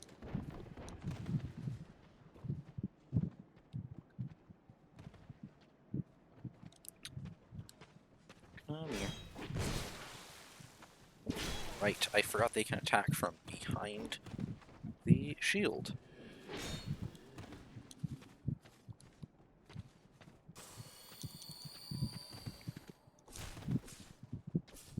Do you just love fighting against turtles?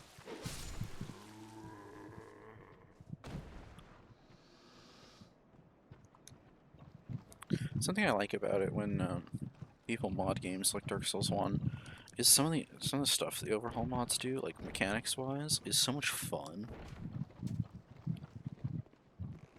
Like, there's at least one mod I'm aware of that makes it so, in Dark Souls 1, kicking, there's like ways to influence kicking or unarmed damage for both kicking and punching. Or like the one that I've spent quite a bit of time playing is Daughters of Ash, and it makes it so that like certain heavy gauntlets increase the attack damage you have for melee attacks. And I want to say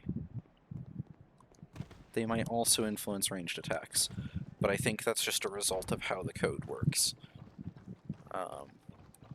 I don't think they intended for them to influence ranged attacks or spells. I think they might also affect spells, but maybe not, because that is a different thing. That thing will pulverize you if you don't stop for it. It's the only rolling boulder I'm aware of in this game. It's gone down the pit.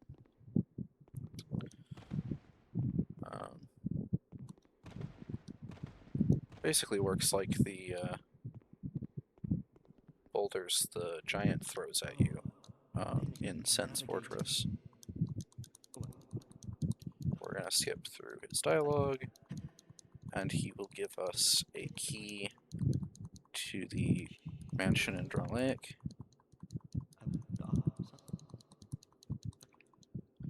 Let me just lost his dialogue, so he'll go back there. Amber herb, okay.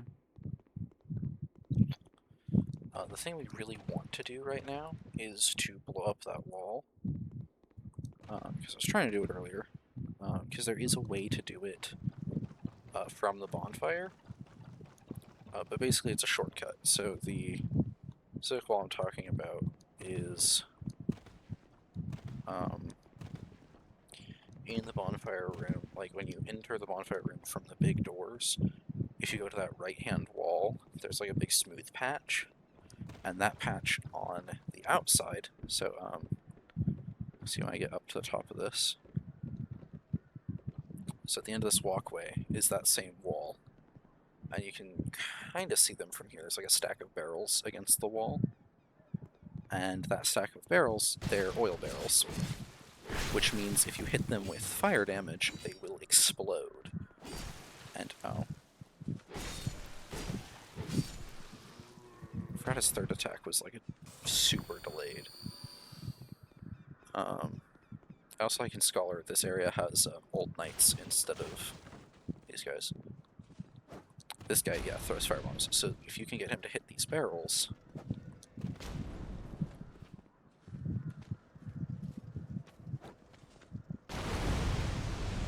Boom.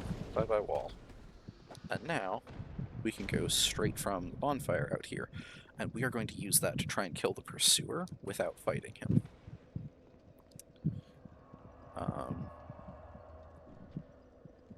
Which is very difficult to do. The timing and spacing and whatnot for it are difficult. The timing is honestly the hardest part. Killing this guy will make it a lot easier. Killing all of these guys, actually. Ow.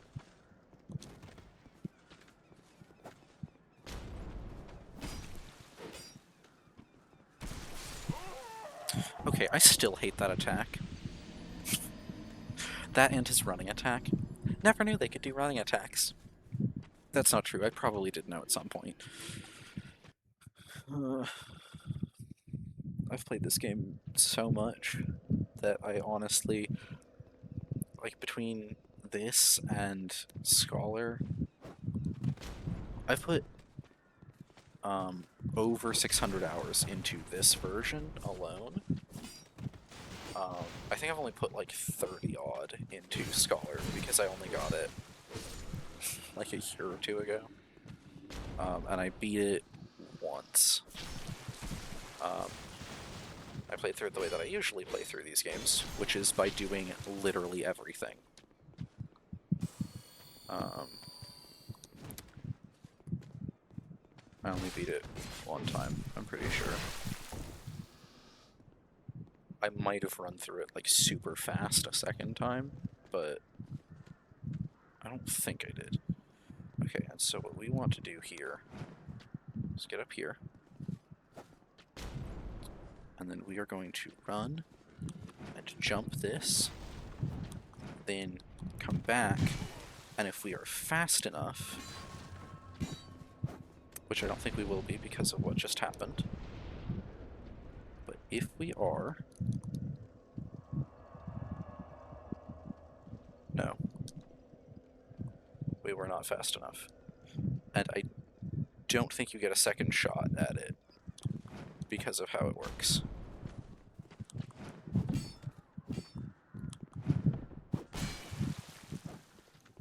Yeah. Yeah, we didn't hear him come back. So, well, that's fine. We're gonna kill the Pursuer in his boss arena anyway. It just would have been nice to get the Ring of Blades and a few thousand souls without going to his arena. And now we have to kill the last giant to get to him. So that also kind of sucks. Are you? I forgot how to jump. That doesn't happen often. And I'm gonna say that that's because I've been playing quite a bit of Dark Souls 1 recently. Also streamed right here on Twitch. Took me about 16 hours, 18 hours to beat the game. these. And a couple of these.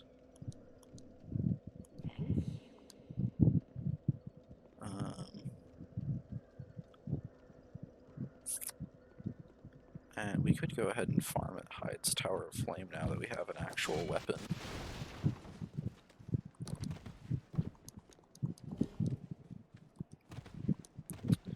We're also going to duck in here really quickly.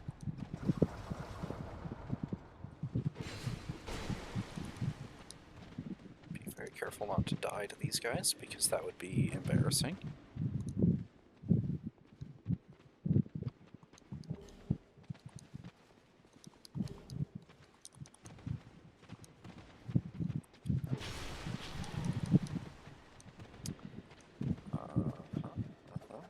We're gonna die from the fall damage here. Oh, we didn't. We will probably die from this trap, though. Yeah. I almost made it out of there. If my roll had gotten off just, you know, a split second sooner, would have made it through that arrow. But hey, we can actually run right back there since we opened up the shortcut.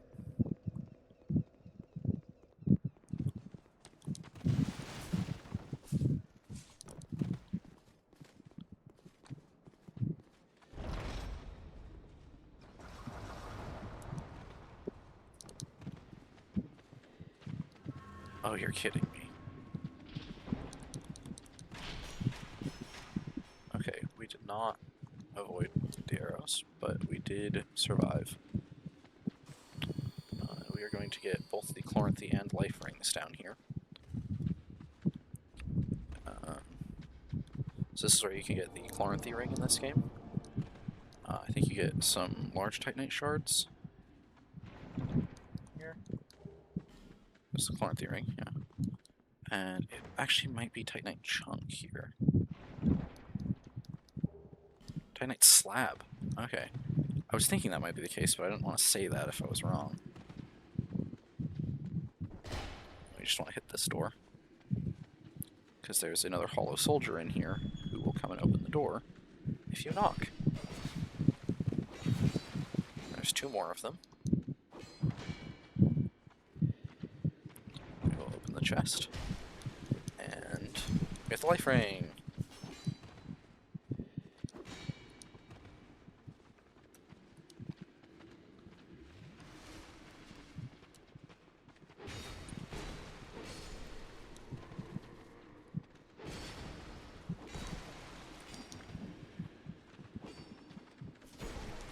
No.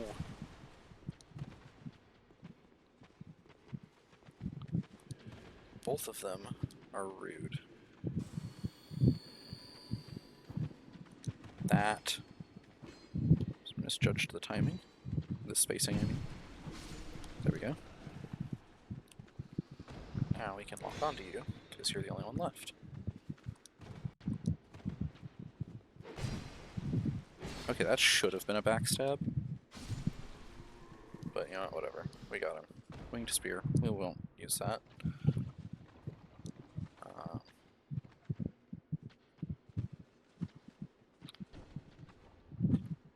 Do you want to come just like a couple feet this way? Maybe? No? Well, dead anyway. Well, not yet. Will be. Oh my. Okay. Apparently we can't pivot mid-swing. That's new. Or at least not as far as I thought you could. Interesting.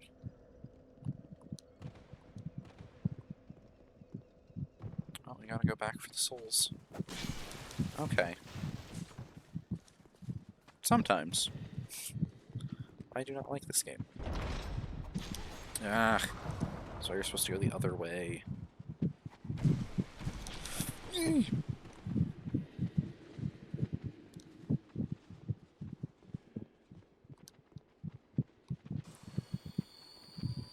Why did you go that way?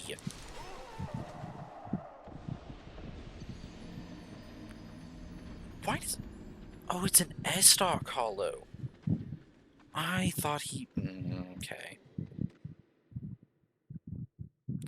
I thought it was just the Bastard Sword ones in there. I didn't realize there was an S-Stock hollow.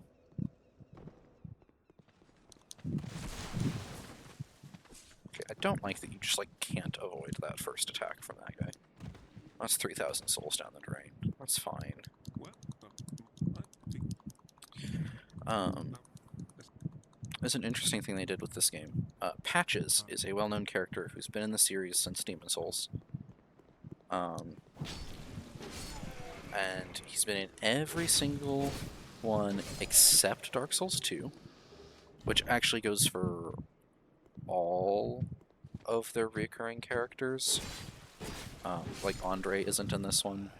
There are a couple different blacksmiths, but Andre isn't in here.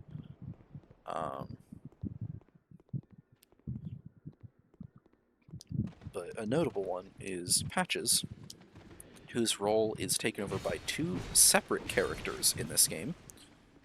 And Mild-Mannered Pate out there is one of them. I didn't realize my health was that low. That was my bad.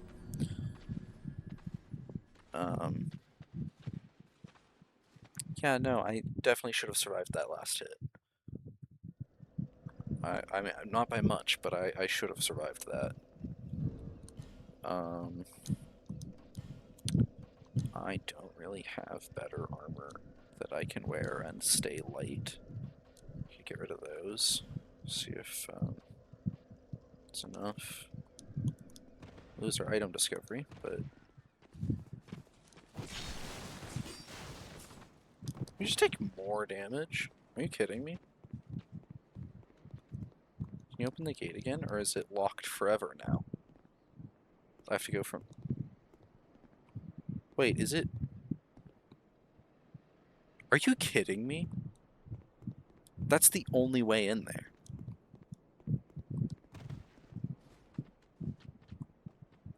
Sometimes I question the decisions made by these developers.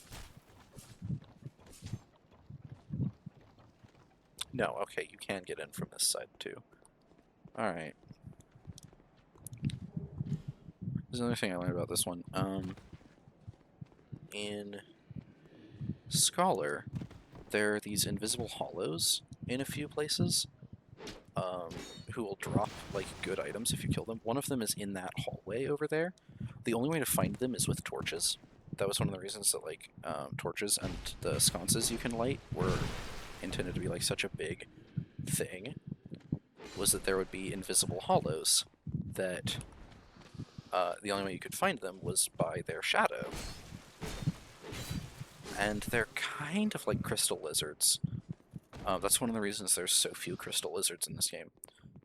But they drop things other than upgrade materials, for the most part. Sometimes they'll drop... Most of them drop things that you can trade with the crows. And some of those things can be traded in... Some of those things you can trade in can get you...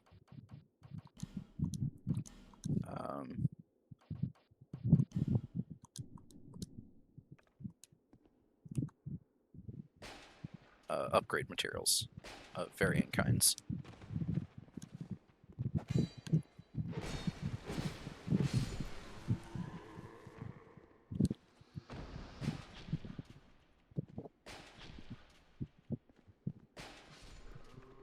It's good to have a ranged option. It's always nice.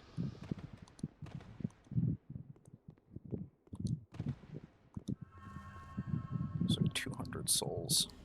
Didn't really need that. What we're really here for is this. Illusory wall. Which they work differently in this game. There's two different kinds for the most part. There's the kind that you hit and they disappear. Like, almost, well, like all of them in Dark Souls 1. I think there's a couple in Dark Souls 1 that are still considered illusory walls, where you hit the wall and it breaks, but I would consider those breakable walls, and there are a few of those in this game as well. But in this one, they're mostly divided into two kinds. There's the kind that you hit and they disappear, and there's the kind that you have to activate by using the interact button, being You know, the same button you use to talk to people and whatnot. And most of them are that kind, that you have to interact with them. Which I think messed up a lot of people when this game came out. Because I don't think they ever said that that was how you opened most of the illusory walls in the game. I think that was just something people figured out on accident. Unless the developers did tell people. Which is possible. They do that sometimes. Eh. This courtyard, by the way, is all these dark barrels are full of oil. And there's those guys who throw firebombs at you. So if they hit you, if you're like next to the oil and they hit the oil, it'll blow up and kill you. Not necessarily. You can roll through it, because, you know, Dark Souls. Okay. The aiming is not quite as smooth in this game. Although it is more accurate, I think. We are killing those guys rather than trying to fight them head-on. I mean, killing them via ranged attacks rather than fighting them head-on. Because, you know, they're a pain, because there's 3 of them in there. And this is where one of the invisible hollows is if you're playing Scholar. And you can find him by lighting this sconce. It's an interesting mechanic they had. I think it's unfortunate they got cut from the base game.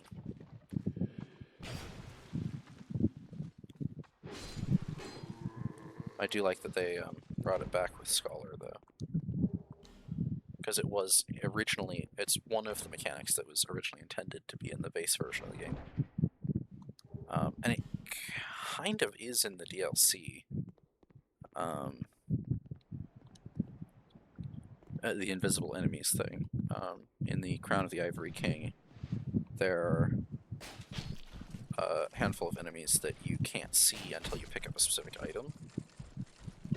Including 2 of the boss fights, one of which is a 2-boss fight.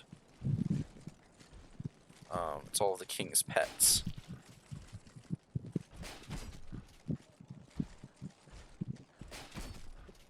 It's like the first boss fight in the Crown of the Ivory King is like right by the start. And you enter it, and there's like a blizzard in the arena, and you can't see the boss at all.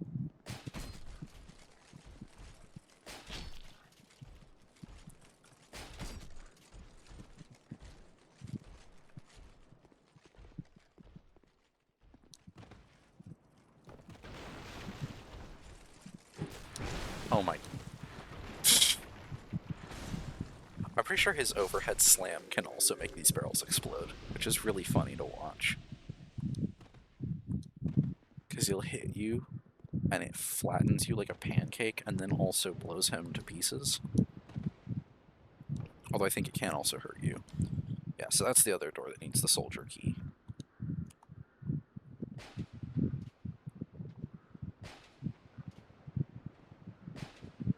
And for whatever reason, the hollows in this game are actually really stupid and won't block ranged attacks in this area for the most part.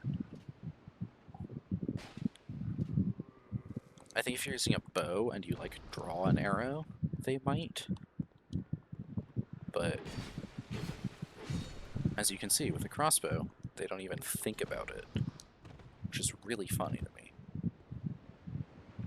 And I'm not going up there because I know.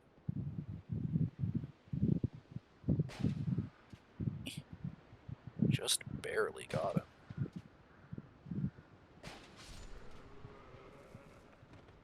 Hello. Is there a second one? No? There should be. He'll probably drop down once I'm up here. No? Oh, I guess it is just the one. That's another thing that changed between the 2 versions. In Scholar, I think there might be 2 or 3 of them. But they're, I think, hollow infantrymen instead of hollow soldiers.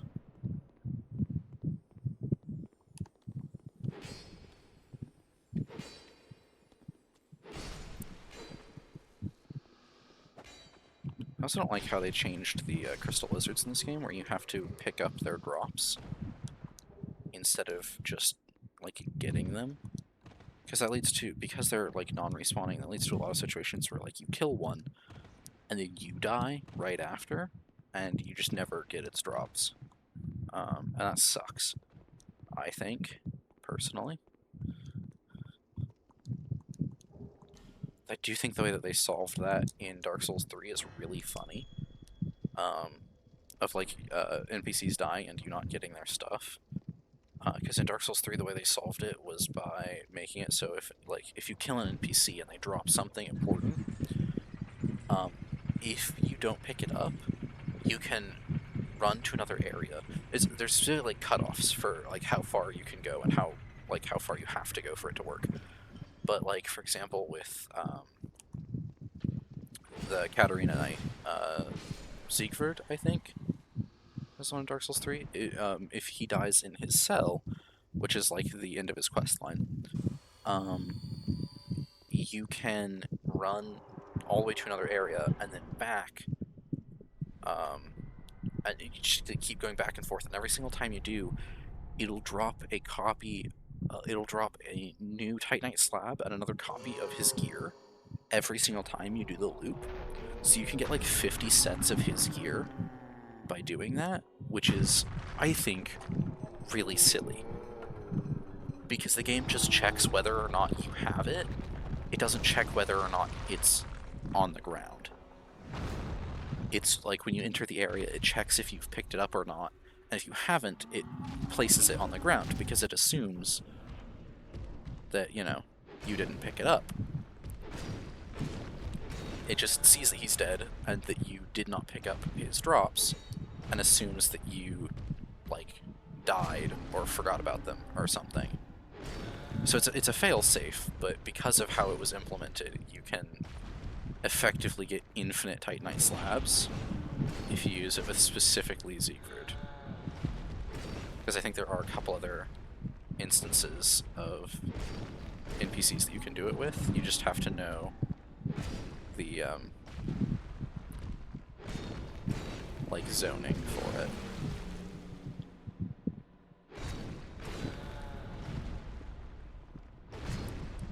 Oh, okay. Might be dead here. Hopefully not. Take a sippy break. Dodge out of the way again.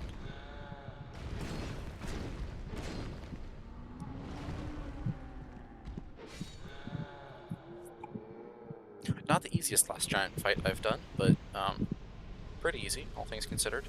It's not a very hard boss fight, all things considered. He is one of the easier ones, which is probably intentional, considering I think he's supposed to, generally speaking, he's the first boss most people fight. He's only got like 1,000 or 1,500 health or something, which is pretty low as far as bosses in this game go. Especially considering I think Dark Souls 2 is the one with like the highest health for any single enemy, and it's one of the DLC bosses has like 60,000 or 80,000 health or something ridiculous like that. I think one of like the closest runners up is Yorm in Dark Souls 3, who has like 40,000, but he also has a boss fight gimmick that makes it a lot easier to kill him. We're gonna put on the Ring of Restoration and the Chloranthy Ring. I meant to put that on way earlier and didn't. This is another spot where, yeah, I don't think there's any enemies. In Scholar, there's a chest over here, and there's also one of the knights from Drangleic Castle is just like right here. He just stands here. I can't think of what they're called right now. Yeah, now we have the soldier key. We can open that door to get the ring. We can open this door. This leads to another bonfire down here. I mean, it's not down here, it's on the other end of the tunnel. We have to get through the tunnel and then through some of the next area. And some of this area.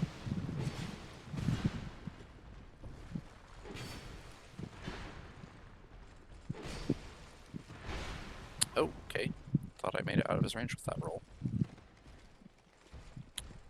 Where's the door? Where's the door? Hello. uh.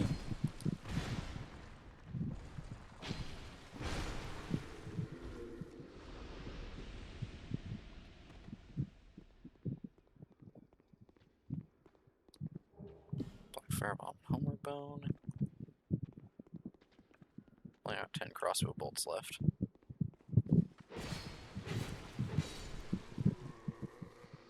Used quite a few on some of the enemies earlier. I only used like a handful on each enemy. I used 2 or 3 on most enemies. There was one of these, not one of these old ironclad knights, but there was an ironclad knight, which is what these guys are called. No, it was an old ironclad knight because he was all dark and mossy, or whatever. Rusty, I guess. It's probably mostly rust. There's gotta be a little bit of moss on there, though. Because, yeah, the normal ironclad knights are in the Iron Keep, and they have, like, bright, shiny armor. Which isn't, that's a really interesting thing that people get wrong a lot, is, people look at, like, historical armor, they're like, oh, it should be really shiny. And, historically speaking, no. Because shiny armor meant it was, like, polished. Like, if you go to a lot of museums, they'll have, like, the armor on display will be real shiny and polished. And it's, like, yeah, it looks really pretty, but you'd only do that if it was, for display. Because, armor that was being worn into battle would get, you know, mud and blood and sweat and rain and more blood. Like, it would get covered in all kinds of gunk and junk and grime, and it would get nasty, and it'll rust really fast. And it was, you know, time-consuming and expensive to keep it polished and oiled and whatnot. So usually it would be painted or enameled, which would drastically reduce the amount of wear on it. How much have we spent with her? We spent 3,000, 8,000, 9,500. Yeah, we've spent plenty. So now, we've exhausted her dialogue, and now that we've killed the last giant, when we rest, she will poof, and she's now back in Majula. Oh, excuse me. We're going to come back down here. It's really interesting that 2 of the 3 doors that the key we get from the last giant, of the 3 doors that it unlocks, 2 of them, being this one right over here, and this one right over here, lead to areas with bonfires. We can't access the bonfire behind this one just yet, because if you come back here, there's King's Door. So we can't actually get in there until we get the symbol of the king, but there is a bonfire back there, as well as a fallen giant. Or a tree of a fallen giant. And this one over here, we can actually get to the bonfire. I just went and rested to regain, because my sword was about to break. But if we kill off the enemies down here, and work our way through this area, and I wish we had more crossbow bolts. We'll be able to buy them from Langrest.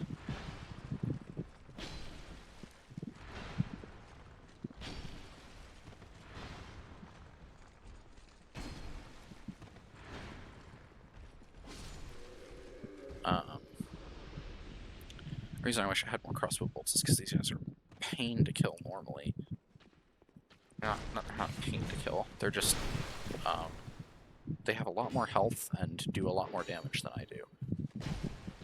And so it takes quite a few hits to kill them, and they can kill me in like 2 or 3, depending on how generous they're feeling. 2 is normal, 3 is generous.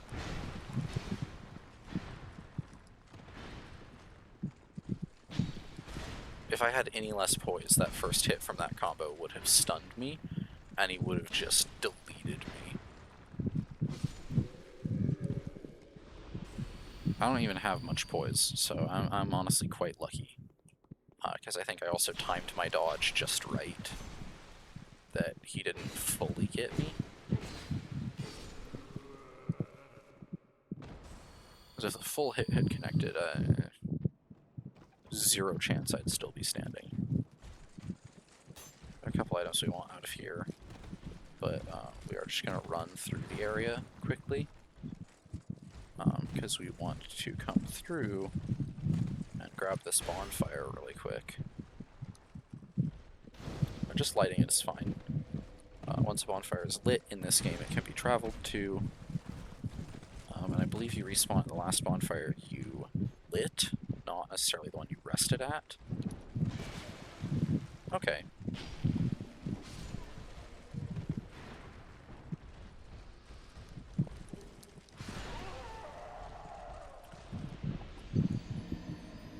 Although it might still be last bonfire rested at in this game. I'm not entirely sure. Either way, we can warp there now if we don't respawn at it. Okay, yeah.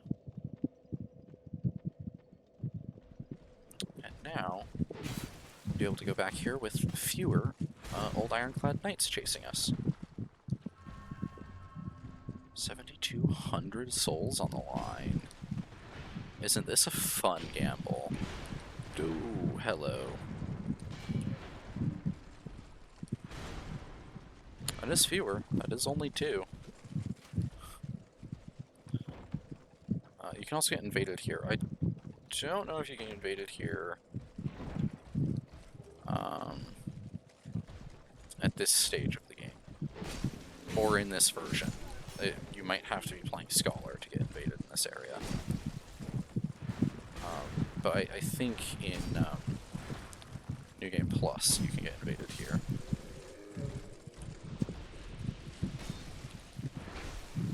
Okay. That was fair.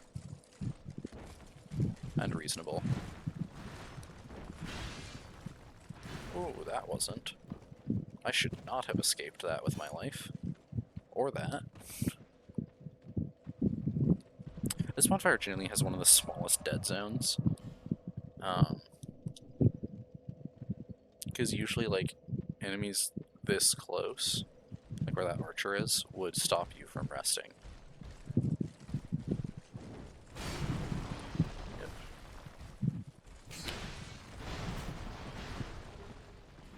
Herbs and green blossoms. And the bastard sword is in here. And I wasn't going to go in here, but it's actually safer in... No, it is not safer in here. It is not safer at all.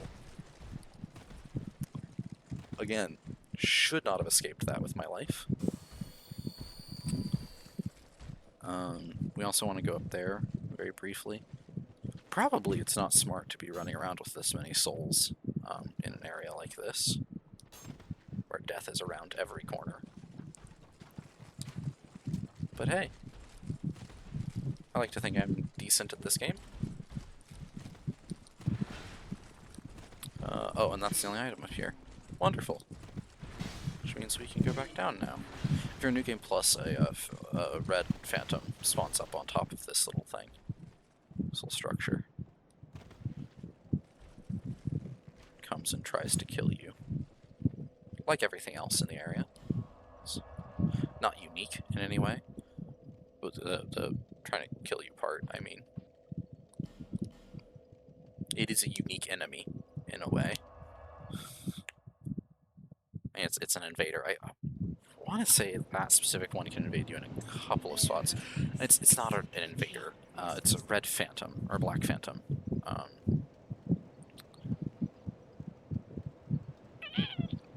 And 14 strength. Sounds good. We are going to open Linguist's workshop. And upgrade our sword.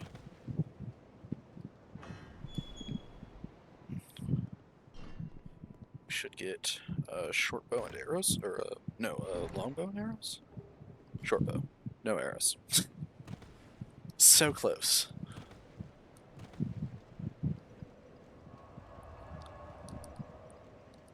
This is the one I know the absolute most about, and I still, like, barely remember anything. I am also tired and didn't take medication today.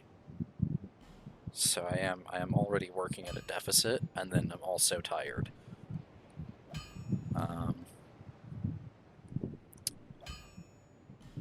Nothing repair. To upgrade our sword a couple of times. And we don't have enough Titanite to upgrade it. I'll be around. And we're going to take off the crossbow for now.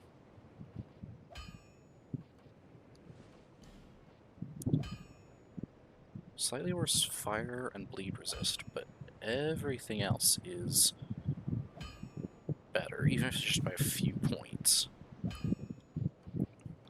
Yeah, still can't afford armor.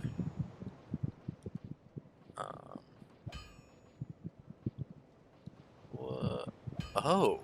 Huh? Okay. No clue where I got the infantry helm from. It is better than hollow infantry helm by a significant margin. It's not that significant, but by a margin.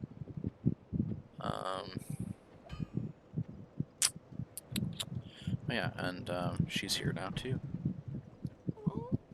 Speak to Melintia. And her life gem supply is now infinite, now that she lives in Majula. Which is great, because we will be using a lot of those. Oh, and we got the mansion key. So, there's not a lot in there, but I believe there is an Estus shard. Maybe. I might have just lied. That is a possibility. There is something back here. Ferrous Lockstone. Wonderful. We will need many more to come. Particularly in the doors of Pharos. Need like 3 dozen of them there. That's not true, but there is, I think almost 20. Oh yeah, and this I think has 15 minutes of torch timer and 3 Titanite shards. Yeah. 3 torches. Each torch that you pick up is worth 5 minutes of torch time. Why they did it that way, I will never understand. We have 1 bonfire on there. We have quite a few more bonfires than that, but it only marks specific bonfires in specific areas, which I think means you can technically beat the game without ever having any of those light up. But it'll be difficult because I think the Majula bonfire is one of them. Estus flask, shard, I was right. And this should be a soul vessel. During a handful of limited events, there were a couple of unique weapons that you could get out of here. So one of them is a Murakumo, I believe, with a differently colored... I know 2 of them are like unique variants of weapons that already exist in the game. So one of them is the Murakumo with, I think, a black blade, or a blue blade. And the other is one of the katanas, I think a washing pole, with a differently colored blade. And then there's a third one, I'm pretty sure. But I don't actually remember what all of them were. And I've never gotten them because they were like limited events that occurred on specific days in specific years. And so the only way to do it now, I think, would be to set my system time manually. And I'm honestly not sure if that would work because I think it's connected to the server. But if I play offline and set my system time, I think you can do it. Not entirely sure. We're going to give her the Estus shard. However, So now we have 4 Estus. Here we go, we're almost up to the basic flask in Dark Souls 1. bearer of seek less. And we're now tied with the basic flask in Dark Souls 3. Or actually, we might be just slightly better than the basic in 3. So I think the basic in 3 might be...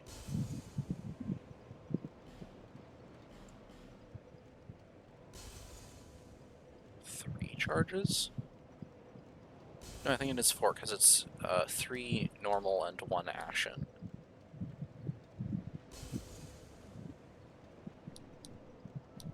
Bear seek.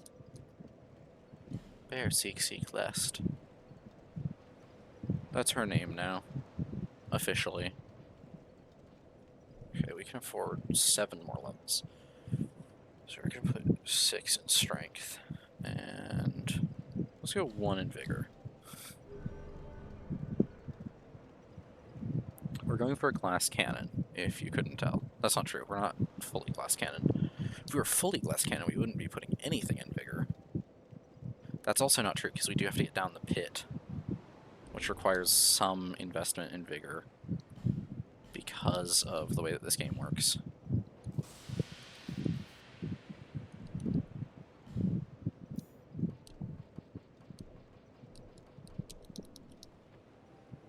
I still think I don't have enough to actually make it down there. We're gonna find out, though. Well, if this isn't enough, then I was gonna say we could get the blue seal, but if this isn't enough, the blue seal won't change that.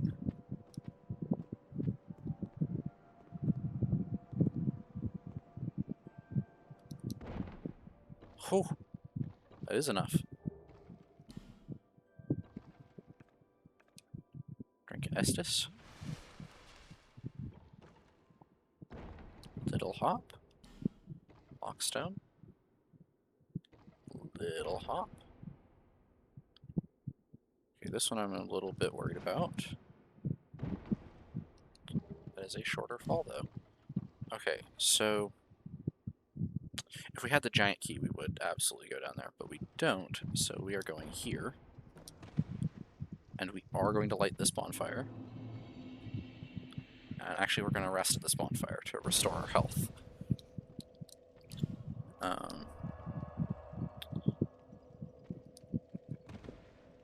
Then we're going to pop down here. So, okay. Let's see, the way you want to do this, if I remember correctly, is by punching. Okay, I did mess up the location just a tiny bit, but that is how you want to do that. You don't want to walk off because of the way that it works. So we are gonna then...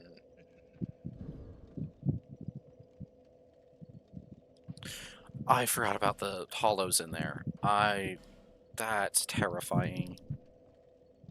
The ominous chuckle in the distance is... ugh. Okay. We do want to punch our... Oh.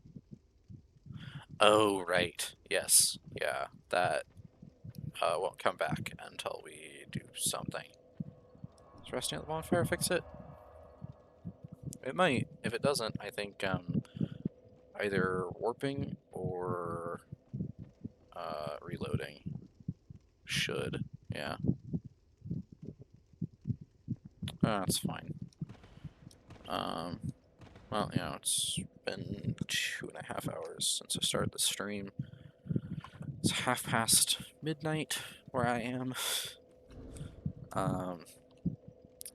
I hope any y'all who are watching this enjoyed the stream. And I hope to see you all at future streams, should you choose to attend.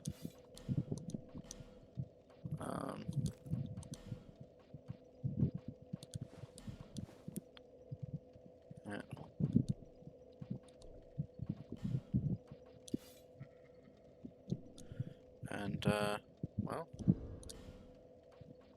you'll have a great rest of your day, night, whatever it is for you, the time you're seeing this. Hope you enjoy. And I can't get light enough. Well, see you all another day, I suppose. I just gotta get to my software, actually. Yeah. See y'all.